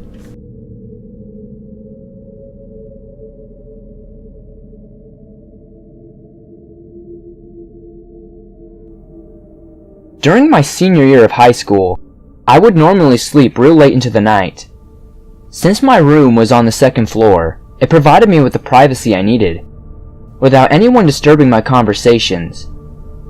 I was a teenager who enjoyed talking on the phone with friends, and calling from bed was the perfect time to gossip. My younger brother at the time slept upstairs as well, but he slept in the room next to mine. On one particular weekend night, which has haunted me to this day, I was in bed talking on the phone with a friend. Everyone in the household was sleeping since it was late into the night. There was enough moonlight coming into my room that I could make out the outlines of the objects that were in my room. My bed at the time was in the corner of one of the walls, while the door was at the right of my bed. I was resting my eyes for a while during my phone conversation when I had an uneasy feeling. When I opened my eyes, I saw a shadow standing next to my bed. Even with the moonlight, the shadow was dark, and I could not make out any features. I just stood there, while I felt my body freeze in horror. My gut told me that this was a malevolent entity. After staring at this figure for what seemed like an eternity, the entity shifted into a shape. I saw it transform a two-legged shadow to a four-legged creature with a tail. When it did this, it crawled on my ceiling near my bed. My room ceiling is low due to the shape of the roof. There is a slant to the ceiling on the edge, so you can hit your head on it if you're not careful. It is at this moment that I threw my phone. My friend was still on the line, jumped out of bed, and went for the light switch next to the door. I did not look back at the creature out of fear. When I turned on the light, it turned off in a matter of seconds. I turned it back on again and it turned off again. I felt my adrenaline going after I failed to keep the light on. So I threw open my door, turned on the light in the hallway, and frantically knocked on my brother's door. I woke up my brother that night, and although angry as soon as he opened the door, he looked concerned when he saw me crying and shaking terribly. I told him what had happened and what I'd seen in my room, and I quickly tailed him behind and to check my room, and retrieved my phone. When he turned on the light from my room, the light stayed on. We did not find anything but my phone still on the bed. Apparently my friend had tried to call me several times after that, but I cut our conversation short due to what I had seen. My brother believed me, probably from the way I was acting and looking, and he wanted to tell my parents, then and there. It was pretty late in the night and I didn't want to wake them. I also knew they were not going to believe me because they are hardcore skeptics. I realized that they were just going to dismiss it as a dream, and I told my brother not to say anything, and I ended up staying in my brother's room that night. I could not sleep at all that night due to the fear and due to the questioning of exactly what that thing was.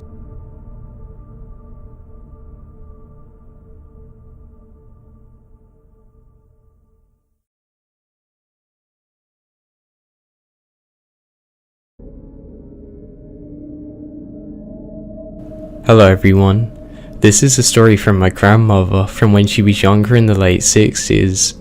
She and her friends decided to use an Ouija board to try and talk with spirits. They're all non-believers.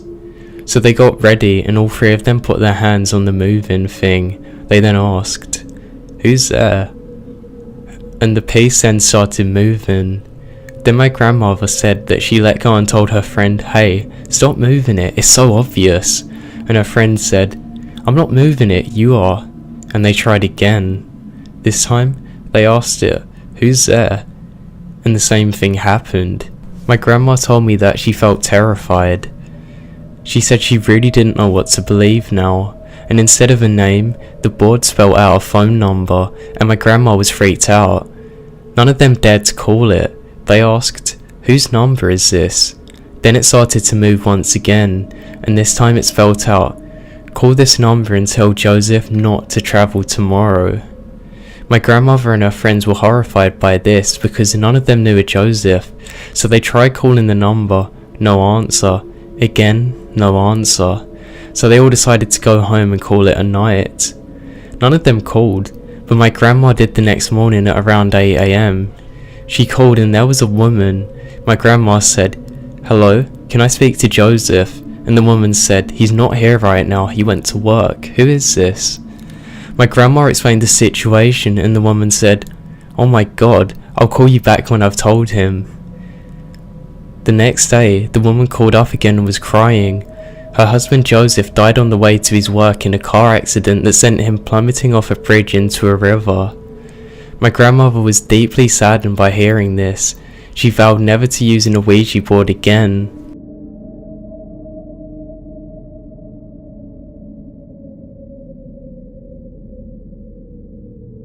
I got a story that I rarely tell because of how much it scares me. At the time, I was 18, just graduated high school. I didn't go college right away. I took a break and picked up a second job instead. For my second job, I worked third shift, that's 10 PM to 5 AM, with 4 other people on a rotated schedule. That's no more than 3 a night and sometimes 2 a night. After a few months, I become friends with my co-workers. We'd take smoke breaks and eat lunch in the back room, playing music, etc. Honestly, it was a really chill job. I actually really enjoyed it. Working at night can mess up your brain, I realised that. However, my body completely adapted and I always felt energetic and ready to go to every shift. At this point, I should probably say that when we worked, all the doors were locked and there's absolutely no way to get in or out without triggering the nightly alarm. So on one particular night, we showed up just before the manager left for the night and locked up. He then told us that it would only be my co-worker, who I'll call Mike, and I, as our schedule. Jake, as I'll call him, called in sick about an hour ago. Me and Mike had no problem. I was probably closest to him because he was my age and he had my dad as a teacher at his school. We start our usual routine with walking around the store with my manager to ensure nobody else is there. We have to then go and check every single door and watch him alarm the doors on his way out. We decided the first order of business was to smoke a cigarette in the back of the warehouse. We never had a problem with accidentally setting it off because it was so high up. Here's where things get wild. Now stay with me. Me and Mike pulled a pallet stacked with boxes out from the warehouse and onto the main floor. I grabbed a dolly with some boxes of dried goods and headed to a different aisle so we could be ahead of schedule. We always typically split up for efficiency. About 15 minutes pass and I head back to take more boxes. The pallet was in a central point in between us. Neither of us were in the same aisle as it was. When I got there, I saw a bag of chips and dip opened up on the pallet with obvious dip marks. We would often eat from this and just leave cash at the front of the cashier so that way they could go and sort this out in the morning. Our manager was fine with it. Mike met me at the pallet and I was loading up on my second trip. I then started making fun of Mike for grabbing them because it just seemed like a really weird thing to grab. He then looked into my eyes with this deadly serious look. His face had now changed. No, that's yours. Apparently my face did the same when I told him that it wasn't mine either. Obviously Jake was pulling a prank on us or something and the manager went along with it, right? No. At this point we both decided to be logical and check the store to catch whoever was doing this. We both have goosebumps the size of mosquito bites on our arm and we just try and laugh it off. But obviously something was wrong. Way wrong. It just seemed a little colder and we both were on edge. We sweep the warehouse in the back and the break room, etc. No dice. We're now getting closer to the front of the store. There's only one entrance to the store. It's right near all the 12 registers we had. Now in the front, there's this big metal rack. That's where we sold the charcoal for the grills and also those big logs that burn really slowly. As we walk inside of it, we hear a loud sound and 3 logs suddenly fly off the shelf. I'm not gonna lie, I screamed and it made Mike jump. We're freaking out at this point, but I stopped and convinced him to walk to the shelf with me so that way we could check it out. With 2 adults, each over 170 pounds, we realised that we couldn't even budget. Someone, or something, obviously threw it off with great force in front of our faces. We walk around the store again trying to figure out who or what was causing this, any excuse to blame this on, and we find nothing. We then decide the best thing to do is continue work and listen to loud music. We work together for the rest of the night. Here's the craziest part. We get in done a little early, so at 4:50, about 10 minutes earlier than we should have, and we started goofing off on those electric scooters for the handicapped people that are in front. It's critical I tell you this next part. The front had big glass windows, so that way you can see both in and out from the parking lot. We kinda just didn't talk about what we saw after it happened. I went to sleep that day and woke up to a call from Jake. He was practically having a panic attack. His mum, who worked there during the day, was one of the ones who come in at 5. She was older. Jake told me that just as we clocked out, he started talking to her and she said, "Who was that by the door?" It kind of looked like a person, but it was more like a black mist, just in front of you guys on the scooter. Needless to say, I couldn't sleep. Mike and I never worked alone after that. I later found out that Mike had a whole history of experiences like this running through his entire family.